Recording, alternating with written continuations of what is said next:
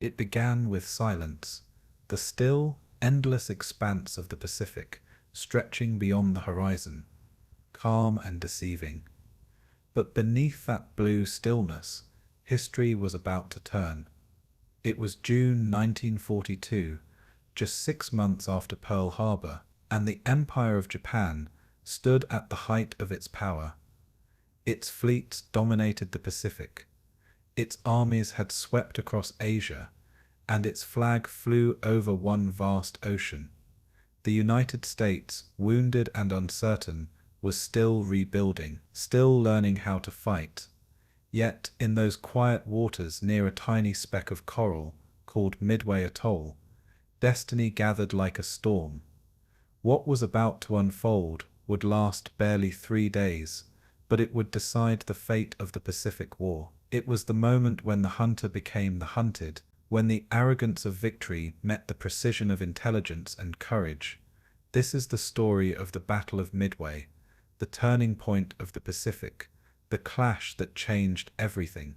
In the spring of 1942, Japan seemed invincible. From the shores of Burma to the jungles of New Guinea, its armies advanced without pause. Its navy, the most powerful in the world, had crushed every enemy that dared to challenge it.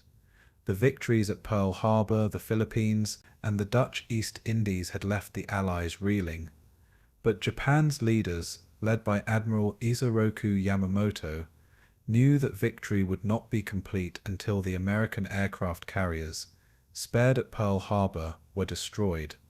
Those carriers were the beating heart of the U.S. Navy's striking power, and Yamamoto devised a plan to lure them into a trap. His target was Midway Atoll, a small, isolated base, about halfway between Asia and North America. It was strategically unimportant, but psychologically vital, a baited hook dangling in the Pacific. The plan was elegant in its complexity, and fatal in its flaw. Yamamoto would send a vast fleet, 4 aircraft carriers, hundreds of aircraft and supporting battleships and cruisers, to attack Midway. The assault would draw out the remaining US carriers, who would then be ambushed and annihilated by overwhelming force. Japan would regain uncontested control of the Pacific. But what Yamamoto did not know was that the Americans had already broken his code. Deep in a basement in Hawaii, cryptanalysts at Station HYPO, led by Commander Joseph Rushafor, had cracked the Japanese naval ciphers. They knew the date, the target, even the planned structure. The US Navy would not be lured, it would be waiting. Admiral Chester W. Nimitz, commander of the Pacific Fleet, made the bold decision to turn intelligence into ambush. He gathered his limited carrier strength, USS Enterprise, USS Hornet, and the hastily repaired USS Yorktown, and sent them to lie in wait northeast of Midway. It was a gamble of monumental proportions. The U.S. fleet was outnumbered and outgunned. If discovered, it would be annihilated. But Nimitz understood something deeper, that in war, knowledge is power, and surprise is victory. On June 3rd, as the Japanese fleet approached Midway, American reconnaissance planes spotted them. The trap was set. At dawn on June 4th, 1942, Japanese bombers roared over Midway Island, dropping fire and destruction on its airfields. The defenders, Marines and naval aviators alike, fought back with desperate courage. Many never returned. While the Japanese prepared for a second strike, their flight decks cluttered with refueling aircraft and reamed torpedoes. American carrier planes were already on the way. What followed was one of the most chaotic and decisive moments in naval history. Waves of American torpedo bombers, obsolete, slow and unescorted, attacked first. Nearly all were destroyed, torn apart by anti-aircraft fire and swarms of Zero fighters. But their sacrifice drew the Japanese combat air patrol low, and their flight decks were left vulnerable. Then at precisely 10:22 a.m., the tide turned. From high above, dive bombers from the Enterprise and Yorktown descended from the sun. In minutes they found their targets. The Japanese carriers Akagi Kaga and Surya erupted in flames, their decks packed with fuel and ordnance. Explosions tore through the ships, turning triumph into horror. Crews fought desperately to contain the inferno, but the sea was already claiming them. Hours later, the fourth carrier, HYPO, launched a counterattack that crippled Yorktown, but she too was hunted down and sunk by evening. By nightfall, the pride of the Japanese carrier fleet, the same force that had attacked Pearl Harbor, was gone, burning and sinking beneath the waves. The shock was immediate and profound. In a single day, Japan had lost 4 carriers, hundreds of aircraft, and its most experienced pilots. It was a blow from which its naval air arm would never recover. The United States, at the cost of 1 carrier and 307 men, had achieved one of the greatest upsets in military history. The psychological balance of the Pacific shifted overnight. The myth of Japanese invincibility was shattered. The empire's expansion halted, and the Americans, still bloodied, still reeling, had proven that they could strike back, that they could win. For the men who fought at Midway, the battle was more than strategy. It was survival. Pilots flew until their fuel ran dry, crash-landing into the sea. Sailors watched their friends burn in oil-slicked waters. Decisions made in seconds determined the fate of nations. It was a moment where intelligence, courage, and chance collided, where the right men were in the right place at the right time, and history turned upon them. The victory did not end the Pacific War, but it changed its direction forever. From that point onward, Japan would fight defensively, losing ground, ship by ship, island by island, until the war came full circle, back to the ashes of Tokyo itself. The Battle of Midway was not only a triumph of arms, but of minds. It was proof that wars are not won solely by numbers or weapons, but by resolve, adaptability, and the willingness to face overwhelming odds. It was a battle of decisions, of men who risked everything in the belief that courage could rewrite fate. The Pacific still keeps their echoes, the dive bombers screaming through cloud, the ships burning under the noon sun, the deep swallowing the fallen.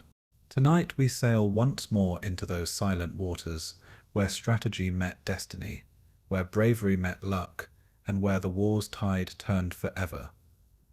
This is the entire history of the Battle of Midway, the turning of the Pacific War, when 4 Japanese carriers sank into the abyss and the balance of the ocean itself began to change. Before we begin, tell me, where in the world are you tuning in from, and what time is it for you tonight? The ocean stretched endlessly, a vast mirror of blue that carried more than waves. In its depths moved the quiet memories of December 1941, moments still trembling beneath the calm surface. The world had shifted, yet the sea looked the same, reflecting light as though nothing had changed. Ships travelled far apart now, cautious and unseen, their wakes vanishing behind them like erased thoughts. Above the water, gulls wheeled and cried, unaware of the whispers passing through radio static. Beneath the calm, nations listened for each other in the silence between transmissions. The Pacific was no longer just an ocean. It had become a language of shadows. Across thousands of miles, men leaned close to coded words that might save or doom fleets they would never see. Somewhere deep within the stillness, destiny began to stir. And in that quiet stirring, the Pacific breathed like a living thing, holding its secrets just beyond reach. After Pearl Harbor, the air itself seemed to tremble with memory. Smoke had faded, but its taste lingered in hearts that could not forget. Families waited for letters from sailors who would never return, while factories hummed through sleepless nights, building wings and hulls for vengeance. Yet amid this great motion, the Pacific remained deceptively calm. On its surface drifted silence, immense, indifferent, almost kind. Beneath it moved convoys, submarines, and coded hope, all wrapped in the still patience of the sea. Across the horizon, Japan's fleet gathered strength, its sails of steel cutting through water that reflected only serenity. To the untrained eye, the Pacific seemed asleep, but those who watched closely could feel its breath deepen. It was as if the ocean itself was waiting for something it already knew would come. And within that waiting, the first faint whisper of Midway began to form. In Tokyo, rooms filled with quiet confidence and the rustle of paper maps. Men in uniforms leaned over them, tracing invisible lines that reached far into the ocean's blue heart. They spoke of inevitability, of victory shaped by destiny and discipline. Outside, cherry blossoms fell like silent snow, drifting past windows that opened toward spring. Japan had conquered far across Asia. Now it turned toward the emptiness of the Central Pacific. There, on a tiny atoll ringed with coral, lay a point of balance between empires. To seize it meant to control the ocean's pulse, to open the path toward Hawaii, and perhaps the world beyond. But no one in those rooms could hear the distant hum of American radio towers, listening in the dark. The planners heard only their own certainty, not the faint echo of someone listening back. And the sea, ever patient, kept both their secrets with equal care. In Hawaii, behind thick doors and humming machines, a different kind of war was being fought. Codebreakers bent over messages filled with numbers, false trails, and the rhythm of human pattern. Their world was paper, pencils, and silence. Yet through that silence they could almost hear the movements of ships far away. They knew the ocean not through sight but through the language of intercepted words. Every day they listened for something that would reveal Japan's next step. They worked quietly, their victories invisible, their errors carried off by wind. Some spoke softly of Midway, uncertain but suspicious. Others trusted only the data, unwilling to name what they did not yet know. In the still hours before dawn, as the machines ticked on, a word repeated itself. It drifted like a leaf on water, light and mysterious, but destined to change everything. Out on the Pacific itself, the sea rolled gently beneath stars that burned with indifferent light. Sailors aboard scattered ships leaned against rails, feeling the night air on their faces, smelling salt and oil. They thought of home, of the soft weight of silence after the day's work. The ocean surrounded them completely, a soundless companion that gave no comfort and no threat. Somewhere out there, unseen, moved other ships, enemies, allies, ghosts of what might come. Each man felt the strangeness of being both surrounded and alone. The sea carried their thoughts as surely as it carried their vessels, blurring distance into dream. Every wave seemed to speak, but the words could not yet be understood. The horizon whispered promises of dawn, and perhaps of danger, and as night folded itself around the fleet, the world held its breath once more. The Pacific was vast enough to hold both fear and beauty in the same breath. Its storms passed swiftly, its calms lingered like memory. Islands rose from it like dreams, dots of green where men built runways and placed hope in coral and sand. One such island, Midway, lay small and quiet, guarded by birds and watchtowers. Few had heard of it, and fewer could imagine its importance. Yet in the coming months it would become the center of everything, the place where history would turn as gently as the tide. For now it remained still, its lagoon shining beneath the morning sun. On its beaches, crabs scuttled, unaware of the blue horizon that would soon thunder with engines. The calm was so deep it felt eternal, and perhaps that was why it felt sacred. But even the sacred, the ocean seemed to remind, cannot remain untouched forever. In Washington, plans were written in silence and sealed with restraint. Admiral Nimitz studied the reports from his codebreakers, weighing trust against uncertainty. The war had taught him to read silence as carefully as words. Midway, the messages said, was the next target. But how certain could anyone be? The Pacific had already swallowed too many truths. Yet something in him trusted the quiet voices working in the shadows, the unseen patience behind the data. He ordered ships to move, slowly, secretly, east of Midway, to wait. The Pacific accepted this movement without ripple or complaint, as though acknowledging a new chapter beginning beneath its surface. And once again silence became strategy. Far above it all, clouds drifted across the ocean like gentle sentinels. They watched without care as ships, small as dust from such heights, prepared for collision. The sun fell slowly, painting the horizon in gold and crimson, a quiet illusion of peace. Below, the world turned with soft inevitability, one tide pulling against another. The Pacific seemed endless, but within its still heart time was gathering speed. Those who looked upon it could not yet know that within weeks its silence would break into fire and smoke, and then return again to stillness. For now only whispers passed through its air, soft as breath, ancient as longing. The day ended as it began, with the ocean murmuring to itself in languages older than war. The morning of December 7th began softly, with nothing to hint at what it would become. Over Oahu the sky glowed with the pale gold of a peaceful sun, and the air smelled faintly of salt and gardenia.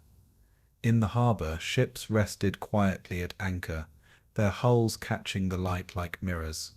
Sailors moved slowly through their routines, coffee cups, folded letters, the sound of laughter drifting through open decks. Radios murmured gentle tunes, voices far from home filling the still air. It was a morning made of small, ordinary moments, too calm to notice its own perfection. From the hills the palm leaves rustled faintly, stirring without reason, as though the island itself sensed a change approaching. Even the gulls circling above the water seemed to pause in their flight. There was peace in every sound, and that peace was so complete that it felt fragile. And beneath that fragile quiet something unseen was already breaking. Across the northern horizon, faint specks moved against the rising sun, unnoticed by those below, yet drawn toward history's edge. They came in formation, each carrying a silence heavier than thunder. Far above the waves, engines droned like distant bees, soft enough to be mistaken for wind. The ocean reflected their shadows, but did not resist them. The island, unaware, continued its rhythm. The hum of bicycles on narrow roads, the sound of typewriters in offices, the whistle of a train far inland. In that ordinary music of life, time moved with deceptive gentleness. Yet every passing second was a thread tightening, drawing the world toward an irreversible knot. The harbour shimmered under the warmth of dawn, beautiful and trusting. And in that beauty lay the still heart of illusion, soon to be undone by the rising noise of destiny. On the decks of the ships, sailors leaned on railings and watched the light spread. They spoke of home, of Christmas soon to come, of loved ones who would still be asleep. Some wrote quick notes to send later, unaware that paper and ink would soon outlast memory. The smell of breakfast filled the air, coffee, toast, the comfort of routine. The harbour was calm, a place where time seemed to slow, where even duty felt light. Every man believed the war was far away, distant as another world. They did not yet know that history had already chosen this place to begin again. Their laughter, soft and easy, echoed over the water like the voice of innocence itself, and in that echo lingered the faint tremor of something waiting to wake. Far away, on the decks of approaching carriers, young pilots sat in silence, their faces unreadable. They had trained for years for this moment, yet their hands trembled with the weight of its meaning. Behind them, Japan's empire stretched across Asia, proud and unchallenged. Ahead lay the Pacific, wide and blue, and an enemy that had not yet learned its new name. Orders were given quietly, the language formal, the tone almost prayerful. Each man carried his own thoughts of duty, fear and faith, wrapped tightly within discipline. The sea below was calm, its waves folding gently, as if offering them safe passage. None spoke of what would follow, for words would have broken the stillness they needed to keep. The ocean, vast and eternal, accepted them without judgment, and so they flew toward Oahu, toward a dawn that would never be whole again. At Pearl Harbor, the hours between breakfast and noon passed in tranquil rhythm. Some men played cards, some cleaned decks, some wrote letters in the soft warmth of morning light. The air shimmered slightly, promising another beautiful day. From the base at Ford Island, mechanics worked on planes lined neatly in rows, their wings gleaming. The hum of life continued without a single note of warning. Then through that fragile calm came the first distant sound, not loud, but strange enough to make heads lift. It was a sound that didn't belong to Sunday mornings or peaceful harbors. It rose and fell, uncertain at first, like the voice of a world shifting in its sleep. A few looked upward, puzzled, shading their eyes against the sun. And as the sound grew nearer, peace began to fold into silence once more. The kind that comes before a storm remembers its name.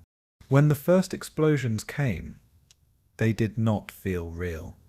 The air trembled, and the sky seemed to change color, as if light itself had been startled. In that instant, the illusion of distance, the belief that the war was somewhere else, disappeared. The harbor filled with noise too vast to understand, and yet within it, time seemed to slow. People ran, called out, searched for meaning in smoke and sound, but what they found was disbelief. Even as fire bloomed across the water, the mind refused to accept it.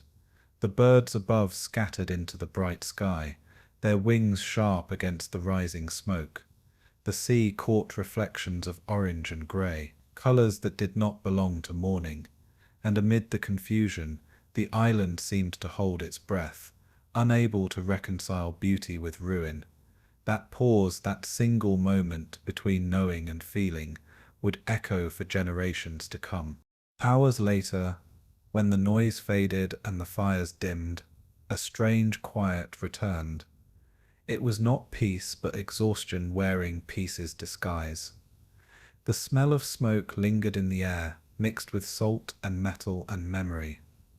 Across the harbor, the water was still, but beneath it, so much had changed. Messages began to flow across the Pacific, carrying disbelief, anger, resolve. Yet in that first silence after the storm, there was no talk of vengeance. Only wonder at how suddenly the world could turn. The sun sank slowly behind the mountains, indifferent to human sorrow. Shadows lengthened across decks that were no longer whole. Night came gently, as though to soothe what could not be mended. And in that gentleness the Pacific once again began to whisper. From that day forward, the ocean carried two kinds of silence, one born of grief and one of resolve. Across its expanse, ships gathered, moving not for pride, but for necessity. The Pacific became both battlefield and witness, a vast space where nations would test their strength and their will. In Washington, men studied maps under dim lights, tracing lines toward redemption. In Tokyo, leaders believed they had awoken a sleeping giant, and in between the sea waited, calm as always, endless as before. The dawn that had shattered over Oahu had given birth to a new kind of light, colder, determined, unyielding. The Pacific would not rest again for many years, yet its surface would remain deceptively serene. Beneath that serenity, history moved in slow, unstoppable tides. After the fires of Pearl Harbor faded, the war found new ways to speak, not in thunder, but in whispers. Across the Pacific, ships moved like drifting thoughts, searching for purpose in the stillness that followed chaos.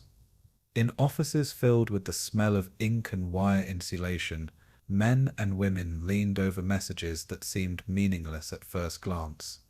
Each paper carried patterns, numbers, and fragments that hinted at secrets just beyond reach. The war was no longer measured in miles or shells, but in pauses and syllables. Somewhere hidden in those codes was the shape of Japan's next move. The Pacific had become a vast conversation, spoken through invisible waves. Listening to those waves became an art, a meditation wrapped in duty.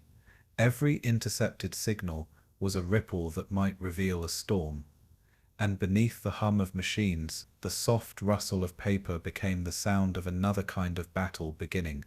At Station HYPO in Pearl Harbor, the war was quiet and endless. The air was thick with the faint smell of tobacco, ink, and coffee that had gone cold hours ago. Rows of desks were cluttered with pencils, notepads, and half-solved riddles. Here the soldiers carried no rifles, but their patience was a weapon sharper than steel. Commander Joseph Rochefort, dressed in a worn bathrobe against the chill of early mornings, walked softly among his team. His humor was dry, his focus unbroken, his belief in their purpose absolute. Around him, men and women listened, not to bombs but to static, the faint music of intercepted Japanese transmissions.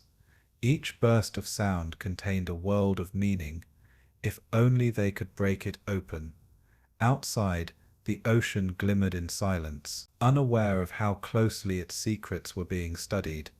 And inside those walls, time itself seemed to slow, as if holding its breath for discovery. They called their enemy's language JN25, a code of infinite patience. It was numbers within numbers, a web of order designed to confuse even the cleverest minds. Every intercepted message was a piece of a puzzle whose shape changed daily. Rochefort's analysts worked in shifts that blurred into each other, their days marked only by the deepening color of the light through the window. They found fragments of patterns that seemed to lead nowhere, yet they kept listening. There was rhythm in the repetition, a strange calm in the endless attempt to understand. Some compared it to listening for a heartbeat beneath the sea. The longer they listened, the more attuned they became to the silence between messages. It was in that silence, not the sound, that truth often hid. And in those quiet hours, the first threads of the word AF began to weave themselves into their awareness. No one yet knew what AF meant, but it appeared too often to be ignored. It drifted through messages like a ghost, sometimes alone, sometimes paired with hints of movement or supply. Each repetition was soft, yet insistent, like the tapping of rain on glass. Some believed it referred to a location. Others thought it a trick meant to confuse. Rochefort, calm amid uncertainty, reminded his team that in war, even shadows had meaning. They logged every instance, tracing its connections, its companions, its timing. They watched as the rhythm grew stronger, as though the ocean itself were whispering through code. The word became an anchor for their focus, a soundless beacon guiding them toward an unseen island. And in the stillness of that search, purpose began to take shape, as if from mist. Something important they felt was waiting just beyond translation. Outside, life on Oahu moved at a slower rhythm. Waves brushed the shore in gentle strokes, erasing footprints as soon as they were made. The island breathed through its palms and winds, indifferent to the quiet tension growing beneath its peaceful surface. At night, lights were dimmed to protect against unseen threats, yet stars filled the darkness in their stead. From the code rooms, the sea could be heard faintly through open windows, steady, patient, eternal. It was the same sea that carried voices from Tokyo to Truk, from fleet to fleet. The analysts often paused in their work to listen, not to the machines, but to the sound of that distant surf. It reminded them why they worked, why listening mattered. The ocean did not speak, but it carried messages all the same. And as they returned to their desks, the rhythm of the waves seemed to echo the rhythm of decoding, slow, repetitive, but full of meaning. Weeks passed, and still the word AF appeared, a constant in a language of shifting code. One day, an idea surfaced, a quiet test to see if their suspicions were right. Midway, a tiny atoll far to the northwest, had recently suffered a shortage of fresh water. If they sent an open message that Midway's desalination system was broken, perhaps Japan would respond, confirming AF as their target. The plan was simple, patient, and almost poetic. The message went out like a whisper, disguised as routine, drifting across the Pacific's invisible pathways. Then came the reply, intercepted, translated, and unmistakable. Japan's coded messages reported that AF was short of water. The room fell into stillness, not triumph, but understanding. The secret was no longer hidden, and in that moment, the war beneath the waves turned quietly toward its next chapter. From that day, Station HYPO no longer listened to noise, it listened to intention. Every signal was now a step in a larger movement, a faint map of the future. The Japanese fleet was planning something vast, something bold, and the Americans now had a chance to meet it. The analysts worked with renewed calm, their exhaustion softened by a sense of clarity. Through numbers they could now feel the heartbeat of an entire armada moving across the ocean. Rochefort, though rarely expressive, allowed himself a faint smile. He knew the meaning of what they had uncovered, but not yet its scale. The Pacific had begun to reveal itself, piece by piece, like a curtain drawn back by invisible hands. Beyond the coded words, beyond the distance, destiny was assembling itself with quiet precision. And through all of it, the steady hum of the machines kept time with the breathing of the sea. In the months that followed, the sound of decoding became the pulse of America's defense. From Pearl Harbor to Washington, information flowed like deep currents, unseen but unstoppable. The ocean that once divided continents now bound them together through invisible threads of knowledge. What began as whispers had become understanding. What began as listening had become power. Yet through it all, the tone remained soft, almost reverent. Those who broke the codes did not seek glory, they sought silence, the kind that comes only when danger has been understood. The Pacific outside their windows shimmered as it always had, carrying secrets on its back. Somewhere within that vastness, Japan's fleets were moving again, confident in plans already overheard. The war beneath the waves was now a war of minds and patience, not of ships and shells. In the spring of 1942, the Pacific breathed a deep and deceptive calm. The wounds of Pearl Harbor had begun to scar over, yet the ocean that joined and divided nations was far from still. Across the waters, the Japanese Empire moved with quiet assurance, each decision guided by a man who understood both patience and precision. Admiral Isoroku Yamamoto was a scholar of the sea, a man who saw war not as chaos, but as design. He had studied in America, admired its strength, and yet resolved to destroy it before it could awaken fully. To him, the Pacific was a chessboard, vast, unpredictable, but governed by patterns only the patient could read. Every island, every current, every wind was a square on that board. Japan had triumphed at sea for 6 months without faltering, and the world seemed to bow to its momentum. Now Yamamoto prepared to make his greatest move, one that would decide the ocean's allegiance, and beneath the still waves destiny began to stir again. Yamamoto's plan was both beautiful and perilous in its simplicity. He would draw out what remained of America's fleet by attacking an isolated point, Midway, the small atoll whose name few had known until now. The strike would appear overwhelming, leaving no choice but for the enemy's carriers to respond. When they came, he would crush them between his advancing forces, trapping them like fish in a closing net. To achieve this, he divided his armada into many groups, each moving separately across thousands of miles of ocean. It was a strategy that required perfect timing, perfect coordination, and perfect faith. His confidence was quiet, almost serene, for his navy had never known defeat. He believed the Americans still wounded, their courage dulled by loss. The ocean, he thought, would favor the disciplined and the daring. And as his fleets began to move, the Pacific filled with the soundless rhythm of purpose. From Japan's northern ports to its southern waters, ships departed one by one, leaving trails that quickly disappeared into mist. Battleships, carriers, cruisers, and destroyers, all bound by unseen orders, all moving like extensions of a single will. On their decks, sailors watched as their homeland faded behind them, the mountains dissolving into grey. They did not speak much of fear or victory, for duty left little room for imagination. The sea around them was endless, and they trusted it as they trusted their leaders. Above, the sky was wide and indifferent, streaked with clouds that drifted like thoughts too large to hold.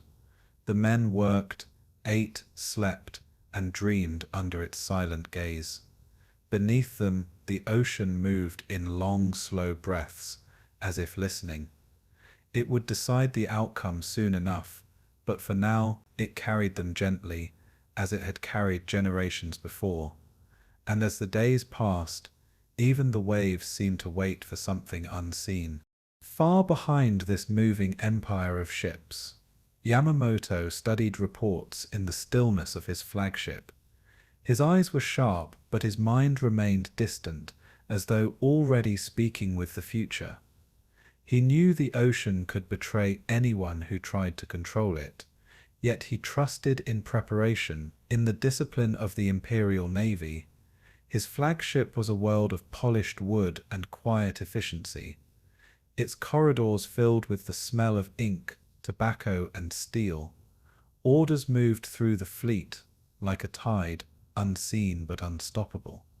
To the crews who followed them, these commands felt divine, precise, unquestioned, absolute. Yamamoto's thoughts returned often to the American carriers, the ones that had escaped destruction at Pearl Harbor. He believed they would come because pride demanded it. To him, the sea rewarded boldness and punished hesitation. And so he prepared his trap with the calm certainty of a man who trusted both fate and himself. In the days that followed, the Pacific changed character. What had once been open and infinite now seemed narrow and watched. The Japanese fleet moved in arcs and converging lines, invisible to one another, yet bound by the same silent intention. Their routes crossed invisible borders of weather and current, where wind and tide could shift a battle before it began. Above them, the stars guided their paths, ancient and impartial. The sailors studied them out of habit, never knowing that far away, American intelligence had already mapped their movements through coded words. The ocean, it seemed, was whispering to both sides, yet neither fleet could hear the other's voice, only the echo of their own certainty. The world's largest body of water had become a narrow corridor between strategy and chance, and within that narrowing, the first faint tremors of collision began to form.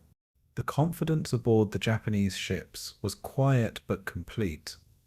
Every man believed in Yamamoto's plan, in the inevitability of success shaped by preparation. They polished decks, maintained weapons, and shared jokes over rice and tea. The officers spoke of duty, of honor, and of a destiny that felt as natural as the rising sun. No one doubted the Empire's strength. No one questioned the rightness of its course. They did not know that the Americans were already waiting, hidden in the vast blue silence east of Midway. To them the sea still belonged entirely to Japan, obedient to the Empire's will. The horizon remained empty, and emptiness was taken as proof of control. Even the gulls that followed their ships seemed to affirm their purpose, crying softly over the rolling wakes. And as night fell over the fleet, every man believed he was sailing toward glory. Meanwhile, far across the ocean, other ships floated unseen, their engines barely audible beneath the hum of the wind. The American carriers Enterprise, Hornet, and Yorktown drifted like shadows, guided not by luck, but by the patience of men who had listened well. In their command rooms, orders were given softly, almost reverently, for every movement had to be measured against what little was known. The Pacific that separated them from their enemy now felt smaller, alive with unseen tension. Though vastly outnumbered, the Americans possessed something more delicate, foreknowledge, fragile yet powerful.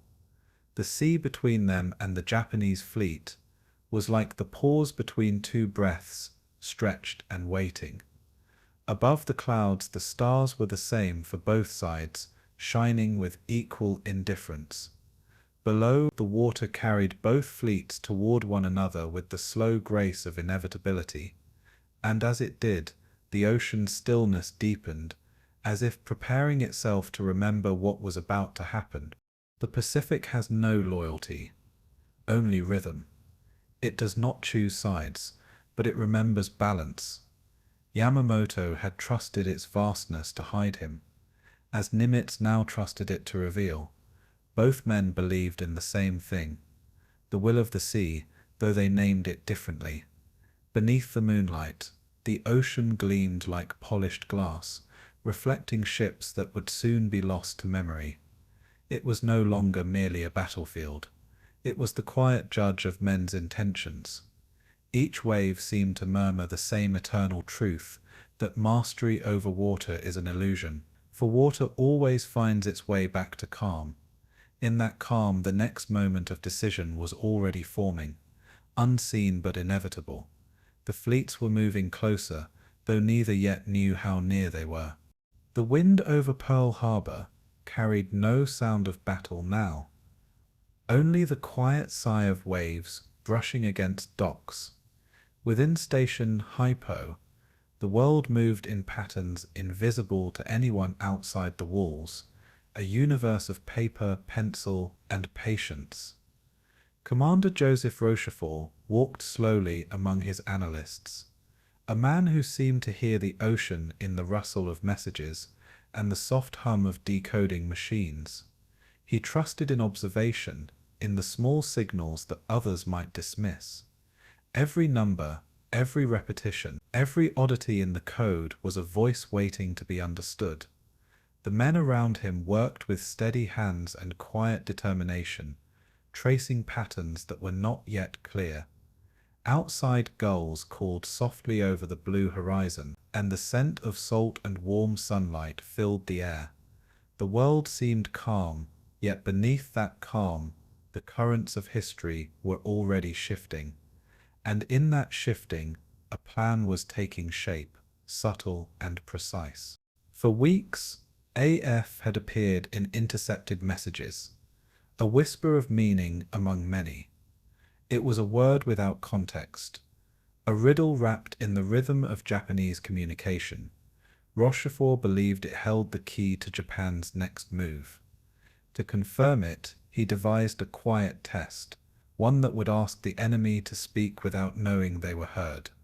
A message was sent, small and ordinary. Midway was running short of water.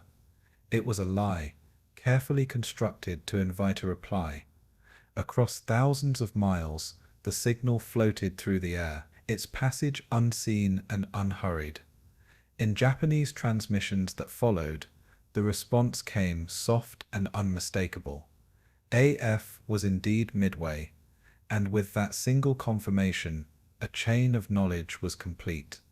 And as the confirmation settled into place, the wind seemed to murmur approval through open windows. Rochefort did not celebrate with loud words or dramatic gestures.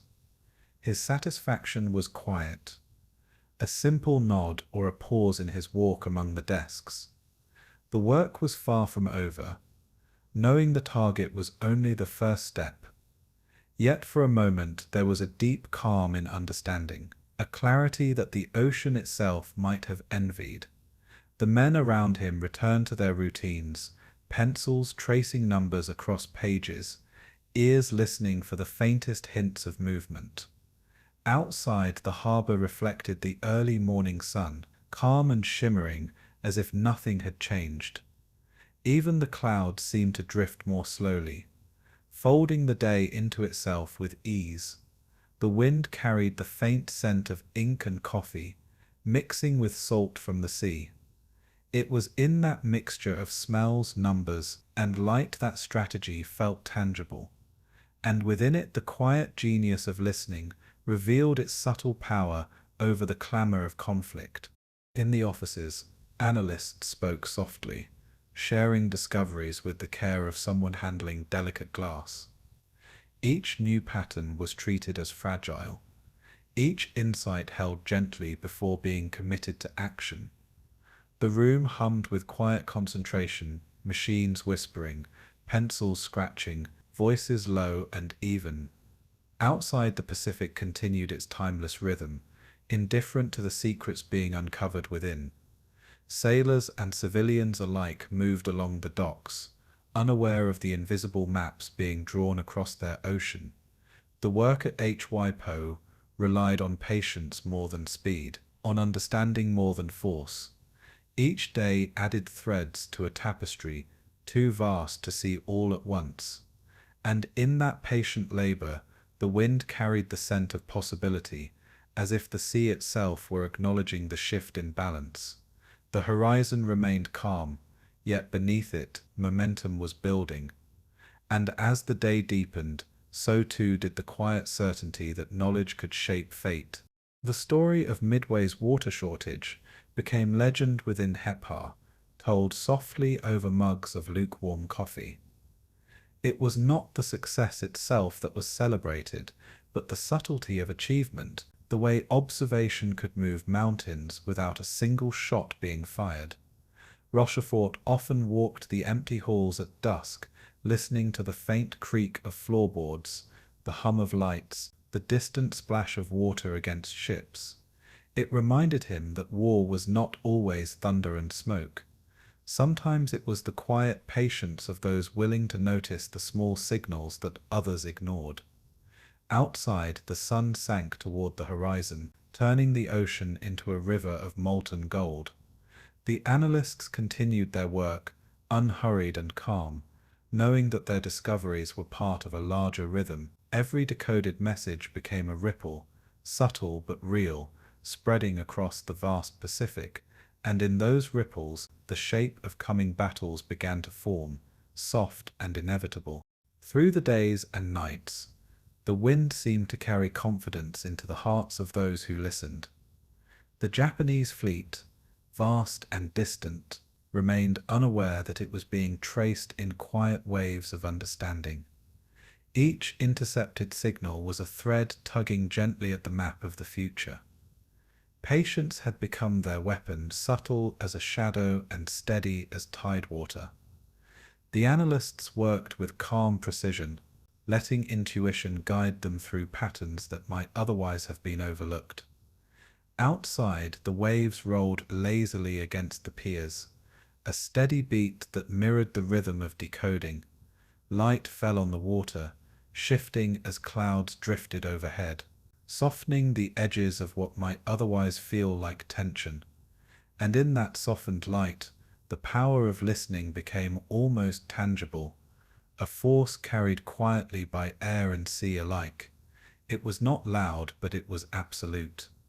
And from that quiet certainty, the next movement of history began to emerge. By the time Midway itself became the known target, the men of HYPO understood the weight of what they held. They had not fired a weapon, yet they had guided the destiny of fleets and nations. Each decoded phrase, each careful observation, became part of a larger map that no enemy could see. The Pacific remained vast and indifferent, yet within its breadth, knowledge had begun to shape outcomes. Rochefort moved among his team with quiet satisfaction, acknowledging their skill without fanfare. The scent of ink, paper, and salt hung in the warm evening air. Waves lapped against pilings, soft and rhythmic, marking the passage of time with infinite patience. And through all of it, the listening wind carried messages, intentions and possibilities across the blue expanse. It was a calm kind of power, the sort that does not demand attention, but quietly shifts everything. And as night fell, the ocean seemed to murmur that balance had been nudged ever so slightly toward those who knew how to hear. The quiet work of Station HYPO would echo across the coming months in ways impossible to measure. Fleets would sail, planes would take flight, and the ocean would decide how it would remember the moment. But in those first discoveries, there was proof of a subtler truth, that patience, observation, and listening could change the course of history without a single wave being broken. The men of HYPO worked late into the night, the hum of machines and scratching of pencils blending with the distant lull of surf. The wind carried their focus across the harbor, across the sea, into a future not yet written. Each day, the world grew slightly smaller, not through force, but through understanding. And as dawn approached once more, the Pacific seemed to lean in, listening as intently as those who had learned its secret. The waters east of Midway held a quiet tension, as if the ocean itself had sensed what was approaching. Admiral Chester W. Nimitz moved with a calm certainty, his thoughts measured and deliberate, knowing that patience could be as powerful as courage. Aircraft carriers drifted beneath his command, hidden from sight, their hulls cutting silently through waves that reflected the morning light. On deck, pilots prepared their planes with careful hands, checking every bolt and wire, feeling the weight of responsibility in the soles of their boots. Letters were written home in quiet moments, folded neatly and tucked into envelopes that carried hope and longing. The Pacific seemed to hold its breath along with them, stretching vast and endless under the rising sun. Even the gulls circling overhead moved with slow deliberation, unaware of the invisible currents guiding human decisions below. The air smelled of salt, oil, and the faint sweetness of tropical flowers, mingling in the warmth of early morning. Every small movement felt significant, as though the rhythm of preparation echoed the rhythm of history itself. And beneath that rhythm, the first stirrings of destiny began to pulse. Nimitz trusted in his codebreakers, their whispers of information forming a map of movement invisible to the Japanese fleet. It was knowledge that carried the weight of silence, a soft but steady power that could guide entire armadas. On-board carriers, flight crews trained with a quiet intensity, their drills measured and exact. Engines hummed under the open sky, planes lining up as though waiting for a signal from the wind itself. Pilots thought of home, of mothers and sisters, of letters tucked in drawers and waiting to be read. Their hands trembled slightly as they traced the edges of paper, fingers remembering a world beyond war. Even amid the anticipation, there was care in every motion, a respect for the machines and the men they carried. The Pacific below mirrored the sky, calm, reflecting the clouds that drifted like slow thoughts. Every wave, every breeze seemed to whisper that time was both patient and fleeting, and as the day unfolded, the ocean held both promise and tension in its quiet embrace. In Nimitz's quarters, maps lay open beneath the soft glow of lamps. His eyes traced the positions of carriers, scouting planes, and supply lines with deliberate care. Decisions were measured not in hours, but in patterns, the quiet movements of a mind attuned to both chance and certainty. Outside, the sun glinted off water, making it appear as if the sea itself were writing in light. Sailors moved along decks with soft steps, their voices low, carrying news and reassurance in equal measure. Each preparation, each adjustment, was a thread in a fabric woven to endure the unforeseen. Nimitz listened as much to the reports of the sea as to the words of his officers, believing that intuition could guide strategy as surely as maps. The hum of machines below decks blended with the lapping of waves, creating a rhythm that matched the rising tension in hearts. Every day brought them closer to the unseen encounter, though no one yet knew the shape it would take, and in the silence of that careful readiness, the world seemed to hold its breath once more. On board the carriers, the crew felt a strange calm, a hush that came with knowing they had done all they could to prepare. Pilots checked fuel gauges and instruments, their fingers brushing lightly over the controls as if coaxing the planes to readiness. The hum of generators blended with the distant cry of seabirds, forming a soundtrack of patience. Letters were passed quietly between friends, each folded note carrying a fragment of personal history into the waiting. Even in these small gestures, hope lingered, soft as the breeze that moved across the deck. Mechanics adjusted rivets and panels with careful attention, each movement a meditation in precision. The Pacific below was gentle and luminous, reflecting clouds and sunlight in waves that seemed to measure time itself. Tension was present but muted, carried not in noise but in the rhythm of preparation. And as the sun continued its slow climb, the sense of something imminent deepened in the marrow of everyone aboard. The ocean waited alongside them, steady and knowing. In the mess halls, sailors spoke in hushed tones, their conversations drifting over the clatter of utensils and the smell of fresh bread and coffee. Each word was weighed, as if the wrong sound might disturb the delicate balance of anticipation.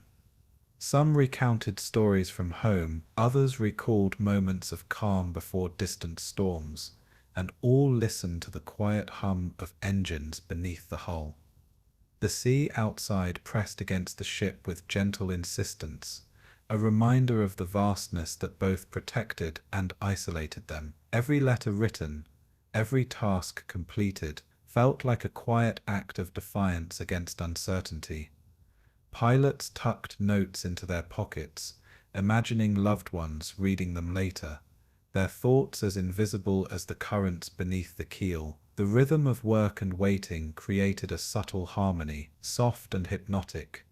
Even as clouds shifted overhead, the light held steady, illuminating small acts of preparation like whispers in gold. And within that quiet, Nimitz's strategy began to breathe, moving toward its inevitable unfolding. The calm before destiny was tangible, carried in every glance and gesture. Far above the water, Reconnaissance planes traced patterns in the sky, their engines soft against the breeze. Every flight was both routine and delicate, a practice in patience and observation. The pilots felt the weight of purpose in each ascent, as though the wind itself whispered guidance into their ears.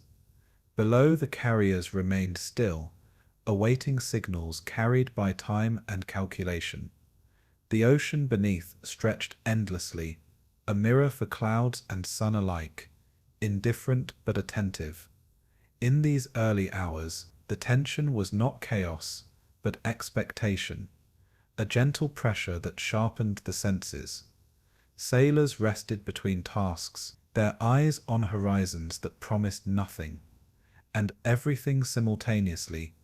Even the waves seemed to hum quietly beneath the weight of ships and intention. And as they moved together in this orchestrated patience, the stage for history's turning was taking shape, quiet and inevitable.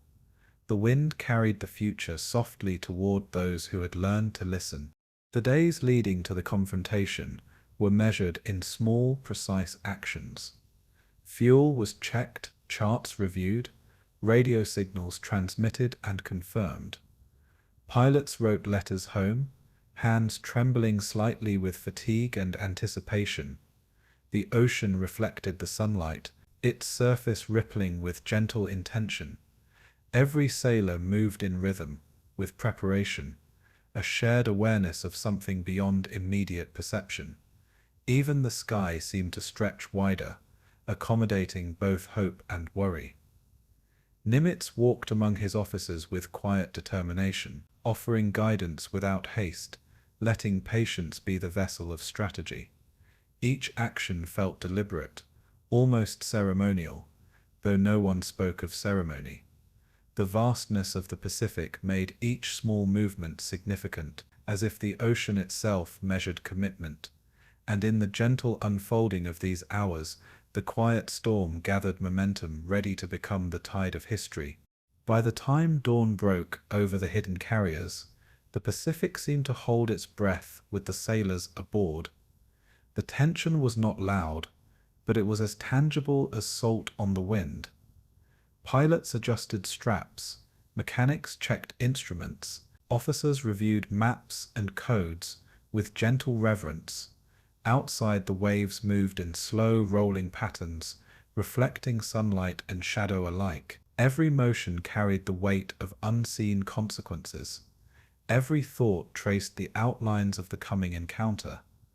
The ocean remained calm, yet within its depths, currents shifted toward Midway with patient inevitability. The stage was set for the clash of fleets, though it had not yet been named. The rhythm of preparation matched the rhythm of the tides, soft and unbroken. Midway Atoll rose from the Pacific like a quiet promise, a string of coral and sand stretching toward the horizon. Its lagoons glimmered with gentle turquoise, shallow enough to reveal the delicate shapes of coral beneath. Albatrosses glided slowly above the reefs, their wings catching the sun in effortless arcs.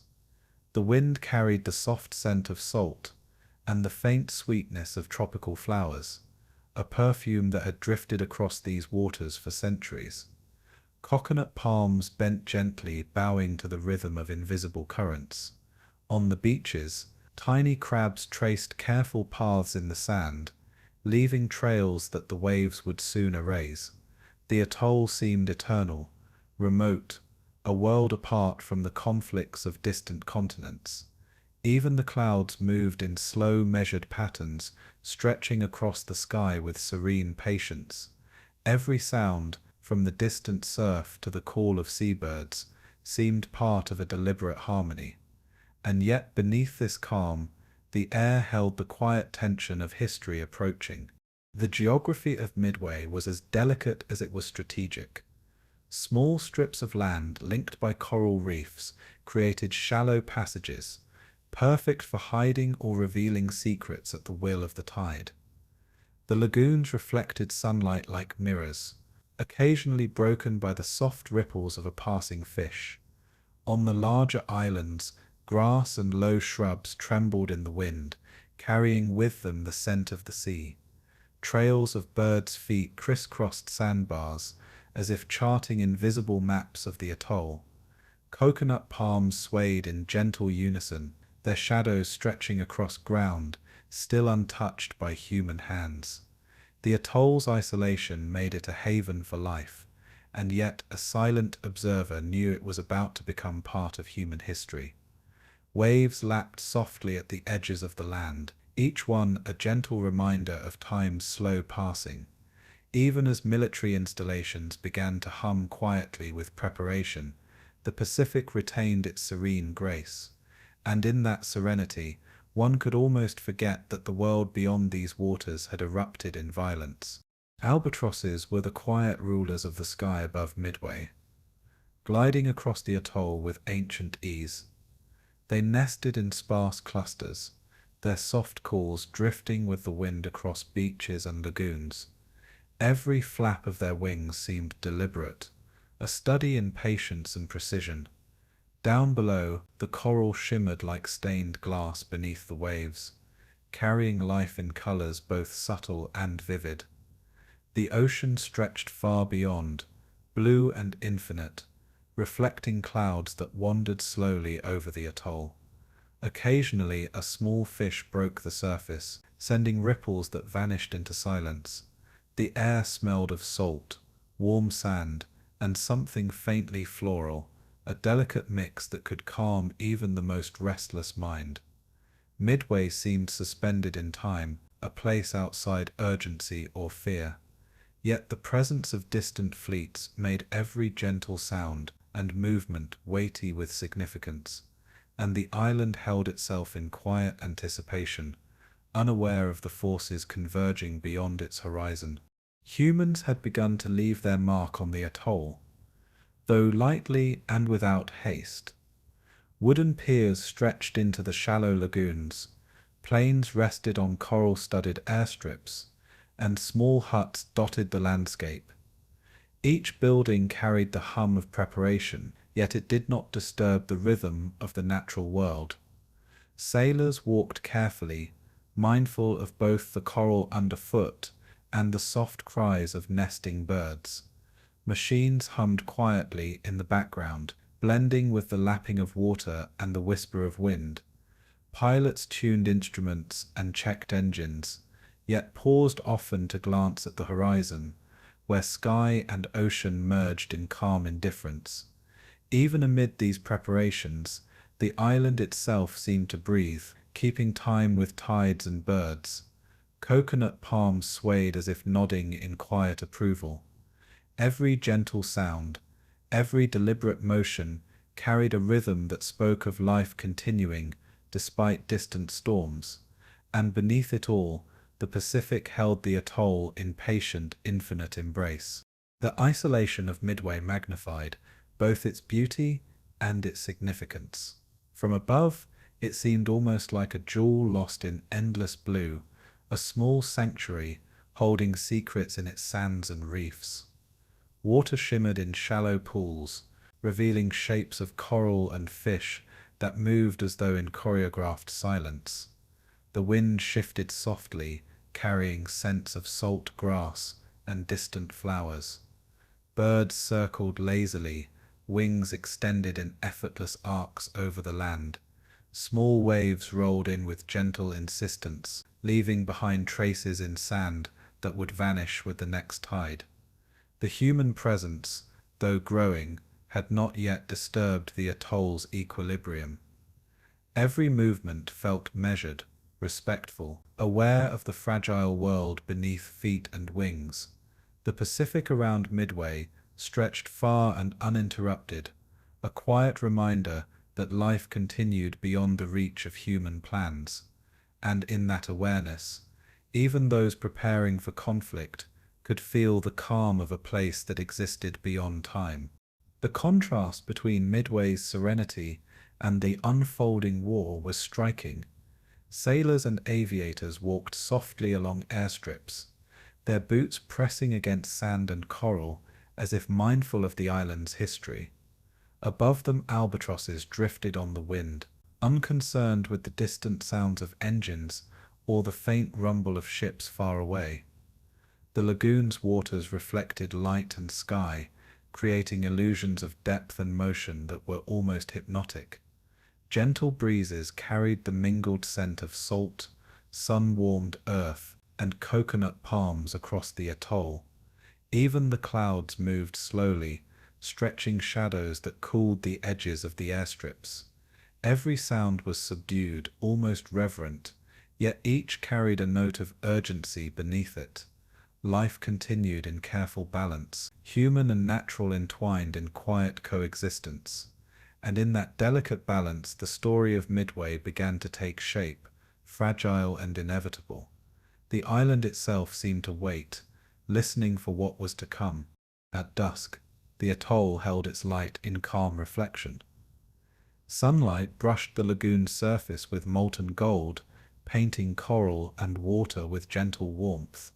Birds settled into their nests, wings folding, heads tucked softly, while the wind carried the scent of the sea over distant beaches. Pilots returned to small huts or tents, writing letters home, their words soft as the evening air. Machines rested quietly, engines cooling beneath the fading light. Even the waves slowed, rolling in long, patient strokes against the sand. There was a sense of fragile eternity here, where minutes stretched and the day folded into itself with gentle precision. The presence of distant fleets was invisible, yet it created a subtle tension that the island seemed to absorb without complaint. And as night crept across the atoll, stars reflected in lagoons like scattered jewels, keeping watch over both life and destiny. The Pacific held Midway in quiet vigilance, ready for the turning tide to arrive. The island at the edge of everything was a sanctuary of beauty, yet it had been drawn into history's orbit. Every bird call, every ripple on the water, every rustle of palms seemed heightened by the knowledge that change was near. Sailors walked softly, aware of both their purpose and the fragile world surrounding them. Coral and sand, lagoon and sky existed in delicate harmony, yet even this quiet world would soon be tested. The air smelled of salt, warm earth, and the faint hint of flowers, carrying reassurance amidst the tension. Night deepened, the wind shifted gently, and the Pacific seemed to breathe in time with the atoll. Even in stillness, there was an awareness that Midway was a threshold, a place where the ordinary met the extraordinary. Life paused, listening to the distant currents and the soft heartbeat of the world beyond. The first rays of June 4th, 1942, spread slowly across Midway, painting the lagoon in soft gold and turquoise. The albatrosses stirred in their nests, stretching wings against the warming wind, unaware of the distant shadows approaching. Sailors and aviators moved with measured urgency, their faces reflecting both fatigue and the quiet weight of responsibility. Engines hummed lightly as planes were prepared for the air, their polished surfaces glinting in the gentle sunlight. Letters tucked in pockets. Pilots lifted glances to the sky, sensing change without yet seeing it. The Pacific seemed calm, almost indifferent, its waves folding over reefs with patient rhythm. The air carried the faint scent of salt and warm sand, mingling with oil and fuel, grounding those who worked quietly on the airstrips. Even the clouds seemed slower, drifting with deliberate patience as if to mark the unfolding day. Time stretched intimate and precise, every heartbeat a rhythm in the approach of history. And beneath it all, the island itself waited, absorbing the first whisper of distant engines. Across the horizon, faint shapes began to emerge, shadows drifting above the blue expanse like distant birds. The Japanese bombers moved in formation, quiet in their speed, their intentions carried in silence rather than sound. On Midway, the defenders sensed the subtle shift, eyes tracing the movement, with measured calm. Pilots climbed into cockpits, fingers brushing instruments with deliberate care, hearts steady despite the unknown. Engines roared softly as they warmed, a chorus blending with wind and surf, harmonizing with the pulse of the island. Every decision, every adjustment, was part of a quiet rhythm, a balance between courage and patience. The ocean below reflected sunlight and aircraft alike, making shapes shimmer and bend across the waves. Even small details, a waving palm, a shifting shadow, felt significant, as if nature itself understood the weight of the moment. And as the distance closed, the quiet pulse of fate grew more insistent, threading through every motion and breath. The day had begun, soft yet purposeful, and nothing would be the same again. On the ground, sailors moved with careful precision, loading ammunition and adjusting anti-aircraft guns, their voices low and calm. The smell of gun oil and diesel mingled with the salt air, a scent that anchored them to the present. Each man carried his own thoughts, small fragments of home, fear, and determination, folded into silent routines. Pilots ran through checklists, fingers tracing lines and dials, as if drawing confidence from repetition. Waves lapped against shores in endless patience, reflecting the pale light and mirroring the slow ascent of planes. The clouds shifted, casting shadows that stretched like soft hands over the sand and grass. Even the smallest movements, a flap of a canvas tent, the tightening of straps, resonated with quiet significance. Midway seemed to breathe with them, the rhythm of preparation, echoing the pulse of life beneath the sun. And as the Japanese bombers drew nearer, the island's calm vigilance held firm, as if absorbing the tension before it became sound. This was the moment when stillness met inevitability, gentle yet unstoppable. Pilots took to the sky, wings slicing through the soft blue, leaving trails that shimmered faintly in morning light. They climbed with focus, aware of the fragile balance between altitude, speed, and timing. Below, the atoll stretched serene and luminous, every lagoon and coral reef untouched by the turmoil above. The wind carried the scent of salt, warmth, and earth, mingling with the hum of engines in steady rhythm. Some whispered silent prayers, others recalled faces at home, their letters now just words awaiting memory. The first bombers appeared as distant silhouettes, moving with a quiet insistence toward their target. Even in motion, the Pacific remained vast and patient, a mirror for every shadow and reflection. Time seemed both long and suspended, each second holding weight beyond measurement. And through it all, the pulse of fate beat softly, threading between waves, wings, and human intent. The sky and sea conspired in silence, guiding the day toward its unfolding. The Japanese formations approached with disciplined calm, unaware that their movements were now observed and measured. The defenders in the air adjusted paths, aligning with subtle calculations, balancing caution with courage. Engines hummed in chorus, waves rippled in mirrored rhythm, and the atoll remained a calm stage beneath the unfolding dance. Pilots called softly over radios, voices steady yet intimate, transmitting coordinates and instructions with deliberate care. Sunlight sparkled off water and metal alike, transforming machines into glimmers that reflected sky, sea, and anticipation. Birds scattered briefly as planes passed, then settled once more, carrying their patience and instinct across the wind. Every action seemed part of a slow, intricate choreography, blending nature and human intention. Even the horizon shifted imperceptibly, colors changing with the rising sun, marking time in a quiet, hypnotic rhythm. And as the distance closed, the first encounters, soft and hesitant, began to thread through the currents of the Pacific.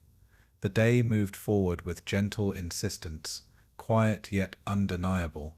Below, sailors on Midway adjusted instruments and watched dials, their bodies and minds tuned to subtle vibrations and signals.